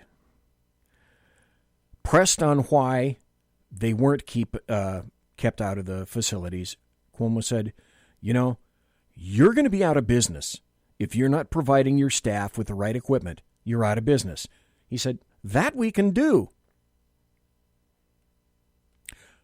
I see a trend. I see Governor Andrew Cuomo making the active decision to place Wuhan 19 patients in New York nursing facilities where the weakest live in small little enclosed spaces. I've been there before. I've been in rooms where you'll have 20 patients lined up bed to bed to bed. And so he doubled down on that demand. And then he chides these facilities for not ponying up their own PPE, or as he states, I'll gladly assist with closing your business. So the situation in New York, that's a warning. One that was clearly heard by the administration. There was a specific administrator in Pennsylvania who took her, air quotes, her own mother out of a nursing facility after making the same order in Pennsylvania as New York Governor Cuomo. Do as I say, not as I do. Only the little people have to obey me. Well, I'm not going to obey me. I'm going to remove my own elderly mother from nursing homes that I mandated people put Wuhan 19 patients into. Who was that Pennsylvania person? Pennsylvania Health Secretary Rachel Levine. Her mother moved out of a personal care home with the health secretary's help after Levine ordered all nursing homes and long-term facilities in the state of Pennsylvania to accept coronavirus patients from hospitals. Good for thee, not for me. So what she said was, my mother requested, and my sister and I, as her children, complied to move her to another location during the COVID-19 outbreak. So then what happened is that ABC 27 found out about that. They found out what she'd done. So the translation was now, unless discovered, she was never going to, she air quotes, Levine was never going to tell anybody that she and what she'd done. Lying by omission, purposely, consciousness of guilt. Remember that phrase. I'm going to be using it later. Imagine that. So if she gets the exception, why not? Why not Cuomo? Cuomo is building up his excuses at this time. Well, what happened is that, here's something from, I believe this is Fox News, if I'm not mistaken. Now for states that enacted those no right of refusal orders for COVID-19 positive patients, the specter of investigation and liability looms large.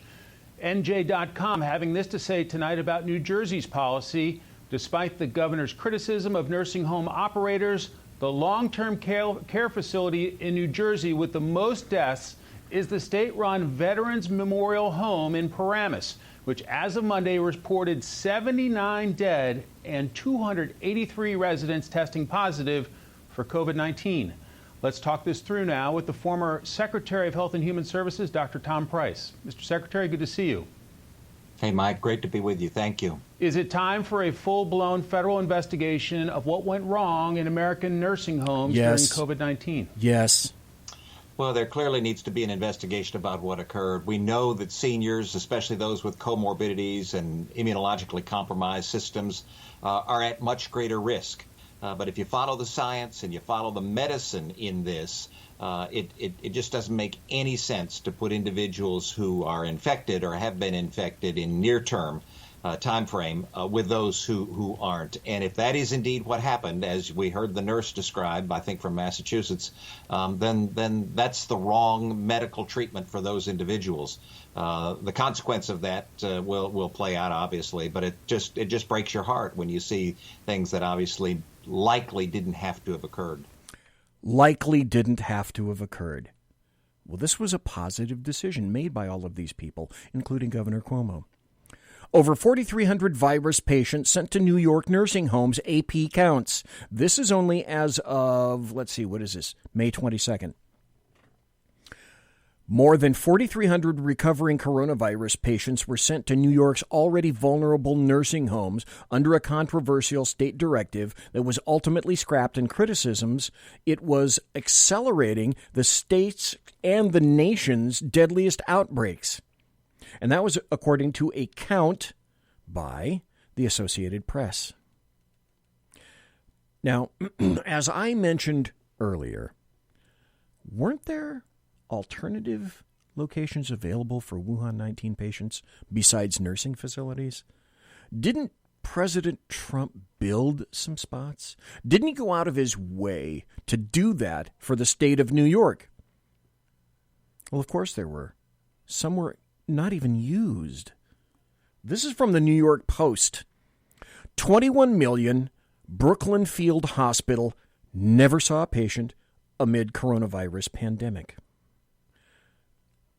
A roughly $21 million Brooklyn Field Hospital authorized by the de Blasio administration at the height of the coronavirus pandemic opened and closed without ever seeing one patient. The Brooklyn Cruise Terminal in Red Hook was one of several sites across the 5 boroughs converted into a medical facility as a way to relieve the city's overburdened hospital system as the COVID-19 crisis mounted. De Blasio announces plans on March 31st. Now, that's a day after the hospital ship Comfort gets into New York Harbor to aid in the coronavirus fight. And the $20.8 million Red Hook Field Hospital had an estimated capacity for 750 beds. The USS or the USNN Comfort was also available, but it was unused. Now the pressure begins to build on Governor Cuomo. This is Fox News story. Coronavirus amidst New York's unused hospital beds and ventilators, critics point to mass waste and mismanagement. On Governor Cuomo's watch, while New York has weathered the brunt of coronavirus infections and deaths, the state apparent hoarding of medical supplies, and the millions spent on equipment that never arrived, as well as unused hospitals and beds, have some people questioning what went wrong. Would you be calmly questioning what went wrong if that was your mom or your dad who died? Your parents, your grandparents, somebody you knew and loved. Now, knowing all that, Governor Cuomo, I'm saying again, he had a decision to make. But he knew what the outcome would be, inserting a hot virus into the populations of the weakest New York citizens. Wouldn't a normal individual with Mark I, Model I common sense realize that? Now, this is from the same story. Meanwhile, nursing home managers have been left bewildered as to why the empty facilities weren't made available for ill and suspect coronavirus patients who weren't able to be aptly isolated from others deemed vulnerable to severe infection or death. They wondered. Do you think they were in their office going, I'm wondering? No, they were tearing their hair out because their patients, their clients were dying in front of their face. Oh, but wait, there's more. It's much worse than that. The death counts continued to build. And again, another article from the New York Post. Over 1,700 more coronavirus deaths reported in New York nursing homes. This was May 5th. The coronavirus suspected death toll among New York's nursing home residents exploded by an additional 1,700 fatalities as Governor Andrew Cuomo caught bipartisan backlash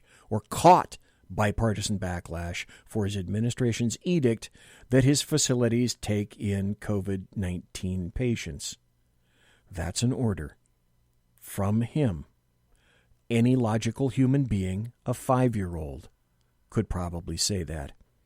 So as the writing of this article, the tally was 4,800 on the 5th of May, as the State Department of Health disclosed for the first time not just confirmed coronavirus deaths, but fatalities in which the deceased was never tested, despite showing telltale symptoms. The numbers we are presenting as part of our review confirmed and presumed coronavirus deaths that many facilities were not previously reporting. The numbers. Yeah, the numbers. Sources told the Post that even the revised figures failed to capture the true scope of the horror because stricken nursing home residents who die in hospitals are not counted towards the healthcare facilities' tallies. So he said, Cuomo, just to be clear, I'd take all of these numbers with a grain of salt.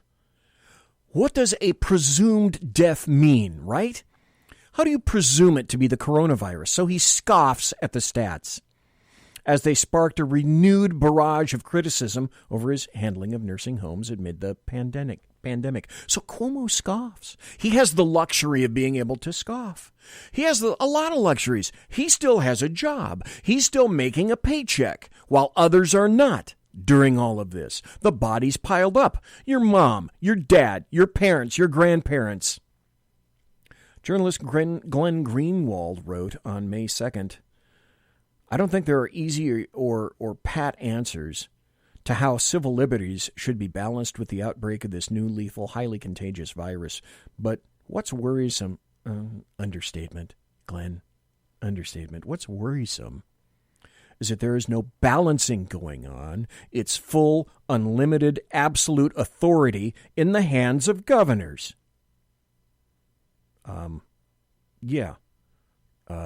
I guess that would be unchecked authority as well. But the heat was on, and Governor Cuomo was the focus. So Cuomo made a public statement. So he says, no one should be prosecuted. Isn't this convenient? This is May 18th. Now Cuomo says, nobody should be prosecuted for coronavirus deaths in New York, including those in nursing homes. So he addresses the state's early response to the outbreak, and he said nobody should be prosecuted for those who died, noting that older people were most vulnerable. Consciousness of guilt. Remember that phrase? I told you that earlier. Consciousness of guilt. Knew that older people were most vulnerable. He knew that when he made the edict. 5-year-olds know that. Isn't that convenient, since the focus was now on him? And could Governor Andrew Cuomo have been any more dismissive? Yeah, consciousness of guilt. His guilt. Then it starts to build even maybe a little bit faster, and it gets better. Bet you didn't hear about this one. Cuomo granted immunity to nursing home executives after big money campaign donation. New York Governor Andrew Cuomo, who signed legislation granting hospital and nursing home executives immunity from lawsuits related to the novel coronavirus last month. Now, this story came out May 27th. So in April, Cuomo was taking the cash. He received a big money boost from a powerful healthcare industry group, according to a new report. The article, published in the socialist website Jacobin and republished by The Guardian in the UK. The Guardian in the UK. Not here. Reports the New York State Democrat Committee, then backing Cuomo's primary run in 2018, received more than $1 million from the Greater New York Hospital Association, a lobbying group for hospital systems, some of which own, wait for it, nursing homes. Tammy, he's trying to get politics out of it by blaming the president's CDC. Is he right? No, that was a lie. This is what's so obscene about this dynamic. The number you mentioned, give people perspective. Almost 6,000 people in nursing homes, twice the number of September 11th. And this guy issued an order that was the opposite, effectively, of what the CMS, part of the federal government, issued regarding guidance for nursing homes. They specifically said that, in fact, if someone is very ill, they should be removed and put into a hospital. The dynamic where a nursing home could accept someone was if they're, and what they would want is that if they happen to be in a hospital where there was a COVID case, not that that person was the patient. And then at the same time, of course, at the same time when he issued his March 25th guidance, Cuomo, he also had the rule that visitors and family would not be allowed inside in the name of stopping the spread of the virus, and yet had an order where he prohibited nursing homes from being able to know if someone had the virus, Brian. He made it impossible. Right, and here, you were not allowed to test or ask. If that isn't obvious, if that isn't consciousness of guilt, if that isn't by design, I don't know what is. Did you hear what Tammy Bruce said? Correct. More people died in New York nursing facilities than died on September 11th. Because if Governor Cuomo couldn't hold himself accountable, how could he hold the nursing facilities accountable? We know how. We know why. Big money, folks. Big money. Big donations. $2.3 million. Headline, revealed Governor Cuomo quietly gave legal immunity to nursing home executives from coronavirus lawsuits after raking in $2.3 million in campaign cash from the industry. But we already knew this as of April 23rd. We knew this. Coronavirus deaths at U.S. nursing homes, long-term facilities, reach over 10,000. The Minot Daily News said, of all places, they covered it. Who sent COVID-19 positive patients into nursing homes? 1/3 of reported coronavirus deaths in the United States, according to the New York Times reporting, are of nursing home residents or workers. Nursing homes accounted for a majority of deaths in heavily hit states. When asked about nursing home policy in late April, Governor Andrew Cuomo professed ignorance. That's what he said. He professed ignorance. 2 weeks later, on May 9th, after 46 days in effect, he reversed it. He's already told you, and I've presented the evidence to you tonight, consciousness of guilt. He knew this aforehand. He knew it before he placed loved ones. He put them in jeopardy by injecting people with the most deadly pandemic virus in all of 2020. Now, there's a guy named Michael Goodwin. He wrote in the New York Post. This is the first of 2 articles that I found from him. Blame governors for the coronavirus deaths in nursing homes. An article in Nowhere magazine several years ago explored the ways ancient cultures dispatched the elderly, a practice known as scenecide. That name made me shudder. Historians judging the American experiment during the coronavirus pandemic will excoriate our barbaric failure to protect the elderly. We think of ourselves as civilized, but mindless policies and bureaucratic indifference turned many homes, many nursing homes, and rehabilitation centers into killing fields. At least 28,000 residents and workers in long-term care facilities already have died from the virus, according to the New York Times. And then there's this. The states with the most nursing home deaths, New York and New Jersey, didn't make the list because of so many other deaths, yet more than 10,000 people died in their facilities. Here's a stat for you. The 5,500 nursing home deaths in New York are more than the total deaths in all other states except New Jersey. Why would that be? Okay, so Cuomo defends his directive for more than 6 weeks. He finally reversed it. But he said he ruled that patients must test negative before hospitals can send them to nursing homes. Yet he insisted Cuomo insisted that his policy worked. Okay. If more than 5,000 people dead is success, then what does failure look like? Blame governors, not Trump. You know, the same people who are blaming President Trump. Goodwin also wrote in a subsequent article, "This nursing home disaster is on you, Governor Cuomo." 2 weeks ago, Governor Cuomo was first asked about his policy that forced nursing homes to admit patients infected with the coronavirus. Well, that's a good question, he says. I don't know. On Tuesday, Cuomo was asked about a report from the AP that his team had added more than 1,700 deaths to the count. Well, I don't know the details, frankly, said the governor. Well, whose responsibility is to know the details? Governor? Trump's? This is life and death.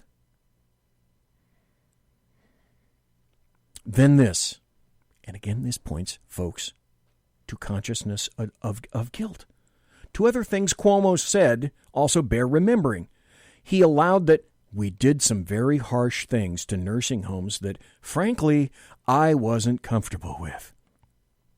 Then he cited the order barring visitors for the last 2 months. Yeah, it was harsh. It was harsh for the families who never saw their loved ones again before the virus killed them.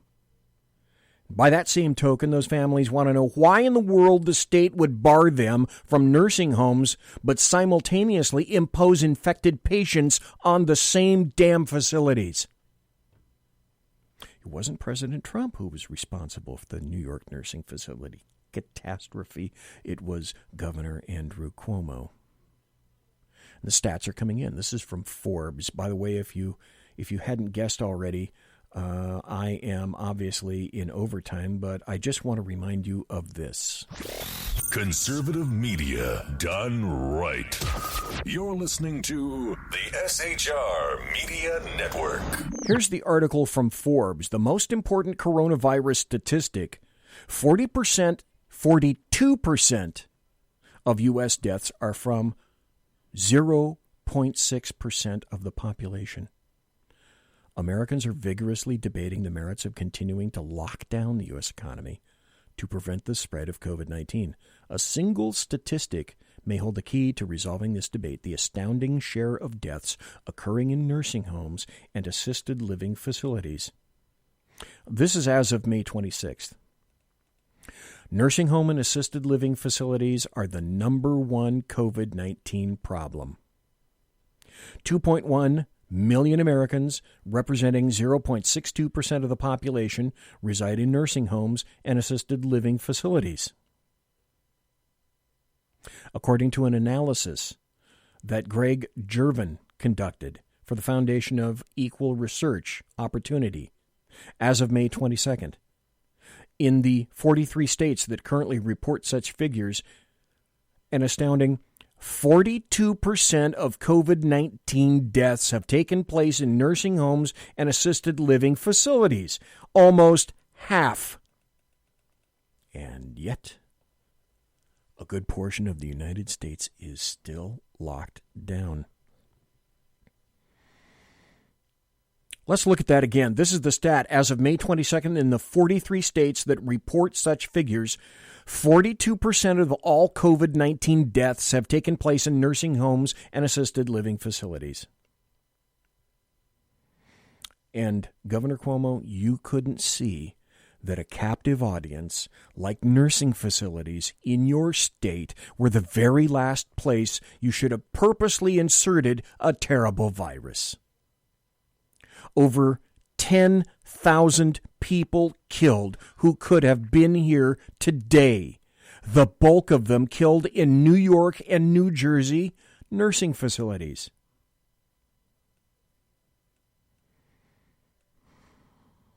Then there was a guy with a history of mental problems in Detroit. He got stuffed into a nursing home, so he decided it was good form to beat a 75-year-old guy almost to death.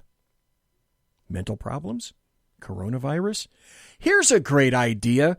Stick this genetic mutant into a nursing home. NewYork1.com also said why the extent of coronavirus carnage in New York's nursing homes may never be known. The coronavirus death toll in nursing homes and adult care facilities in New York State has exceeded 6,000. 6,000. 6,000. Twice the 911, the 9/11 death toll. And it could have been avoided by not making an affirmative decision by Governor Andrew Cuomo to place people with Wuhan 19 into nursing facilities, places with, because I've seen them, I've been there. They have the least trained staff, the least amount of appropriate equipment, and the most vulnerable persons in the entire nation. Vulnerable to a red-hot ass virus.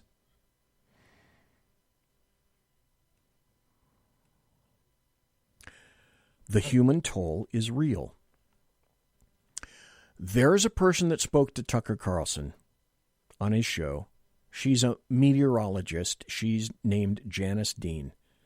And she lost both of her in-laws to the Wuhan 19 virus invading their nursing facility. But of course she got to say goodbye to them, didn't she? Surely she did. New York has by far this country's highest death toll from the coronavirus. More than 5,600 of those dead were in nursing homes. Probably a number of reasons for that, but one of them was government policy, the policy of Andrew Cuomo, which required those nursing homes to admit patients who had tested positive for the virus. It was insane. Governor Cuomo hasn't been asked much about it. He did appear on CNN yesterday. The interview probably went as you would imagine, given that the interviewer was his brother. Is it true that this was the swab that the nurse was actually using on you, and that at first it went into your nose and disappeared, so that in scale, this was the actual swab that was being used to fit up that double-barrel shotgun that you have mounted on the front of your pretty face? Yeah, pretty amusing. A little more political theater for you. In fact, about 5,000 people died. This policy was at the center of that. This is an actual scandal, and you should know more about it. Fox senior meteorologist Janice Dean unfortunately knows an awful lot about it. Both of her in-laws, both of her husband's parents, died recently of the coronavirus while in New York nursing homes. Janice Dean joins us tonight. Janice, thanks so much for coming on. You and I have talked a lot about this off camera. You were very hesitant to come on, but this seems like a really important story, a national story, and you have firsthand experience of it. So tell us, if you would and you can, what happened. So my husband's parents were in assisted living. His mom was in an assisted living facility. His dad was in a nursing home. And the plan was to have them both together. So Dee, his mom, was in assisted living, a double room. We were planning to have Mickey live with her. Mickey had dementia, and he had a few problems that he needed rehab. So he was in a nursing/rehab center. And the plan was to have them together. And Sean really wrestled with putting them in nursing homes and assisted living. Yeah. So this was a decision that, took place 6 to 8 months ago, very recently, after struggling for months, wondering if this was the right move. And as you've told your audience, we no longer have them here today. And I mean, that's got to be the hardest decision that middle-aged people ever make, most of them, how to help and get care for aging parents who can't care for themselves. So this makes it... I had to do that. I had to put my dad in a nursing home, not once, not twice, 3 times. And a 4th time. The 4th time, because he couldn't take care of himself in his house, I'm rolling him out in a wheelchair to my SUV, and he looks back at the house, and in a little teeny voice he says, "Goodbye, house." it's hell putting them in nursing homes in the first place. All the more devastating. I just have to ask you, how is your husband holding up after this? It's day by day, Tucker. We weren't able to have a funeral for them or celebrate their life properly. That was very difficult in the normal way that normal people would mourn. We didn't have that. He and his sister are recently cleaning out their apartment that they grew up in, that his parents lived in for over 60 years. They were married for 59 years. They'd never been apart. His dad was a New York City firefighter and was in the U.S. Air Force. And these people are real. This is how you treat a veteran and a New York City firefighter? Like this? Real people. They're not just numbers on a curve. No, they're not. And you believe, having covered it, that the policy decision, the governor's decision to allow or to prevent the exclusion of infected patients from assisted living in nursing homes contributed to this? I do. And that's one of the reasons why I'm speaking out, Tucker, is because I have not seen the coverage of this. You've covered it. Martha's covered it. The New York Post has covered it. This should be one of the biggest stories of this pandemic of 2020. 20% of our lost loved ones are from nursing homes. And it's because Governor Cuomo and several other governors, by the way, in different states, forced COVID recovering patients into nursing homes. And I am certain at least one of his parents, I believe his dad, before his dad died, a week before his dad died, they called Sean to tell him they were moving him to another floor. And I believe that floor was used for recovering COVID patients. I can't prove that. We can't get any confirmation on any of this. And by the way, he didn't find out until the death certificate came in that he was COVID. He got a call on a Saturday morning that his dad was not feeling well, and 3 hours later, he was dead. And his mom, 2 weeks later, got COVID, was rushed to the hospital, died in the hospital, and her number will not be counted as a nursing home or an assisted living home because of the governor's policy of saying that she died in the hospital, even though it was confirmed COVID. And she contracted it there. I mean, that's clearly an effort to reduce the total of recorded deaths in nursing homes, a way to cover himself. Absolutely. And the fact that I am seeing last night him on another channel making fun, inappropriate jokes, insensitive jokes, cruel jokes. Make no mistake, I'm really glad that Chris Cuomo has recovered from COVID because he apparently did have it. And I'm glad that their family is well, but my family is not well.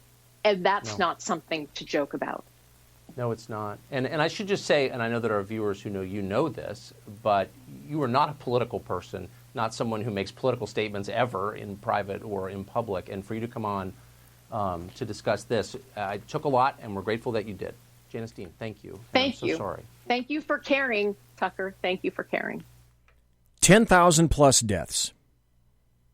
We may not know the actual amount.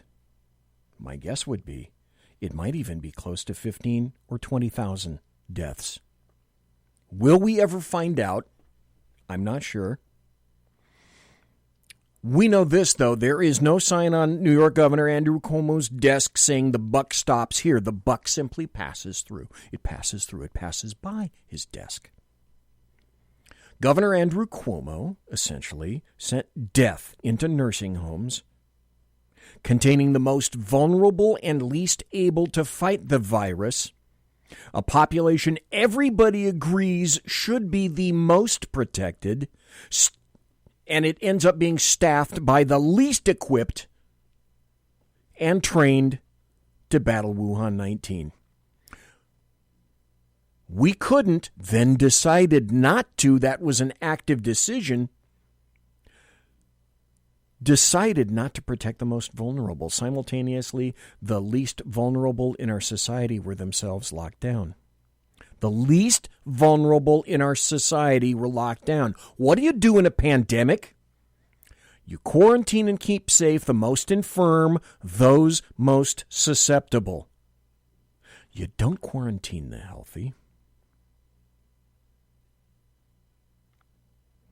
Yeah, a single death is a tragedy. 1 million deaths is a statistic, or at least 10,000 plus deaths in the state of New York. Monsieur has been locked!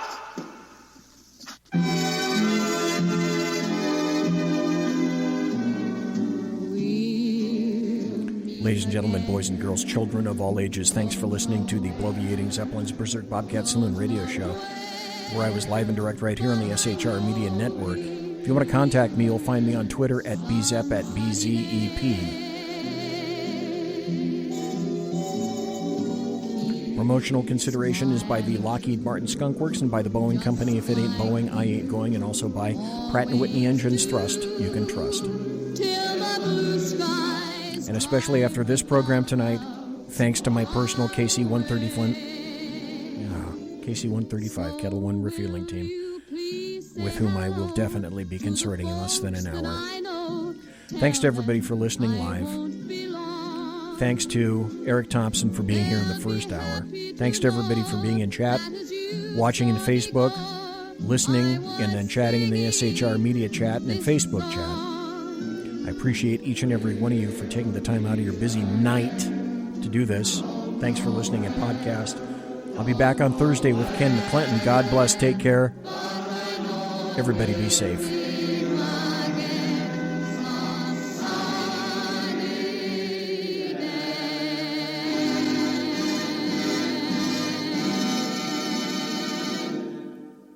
Everybody quiet down now and get some sleep. Night, everybody. Good night, Mama. Good night, Ben. Good night, everyone. Good night, Mama. Good night, Daddy. Good night, children. Good night, Daddy. Good night, Elizabeth. Good night, John Boy. Good night, Jim Bob. Good night, Jim Bob. Good night, Jim Bob. What's going on? I was asleep. What's everybody doing? Good night, Jim Bob. Go to sleep.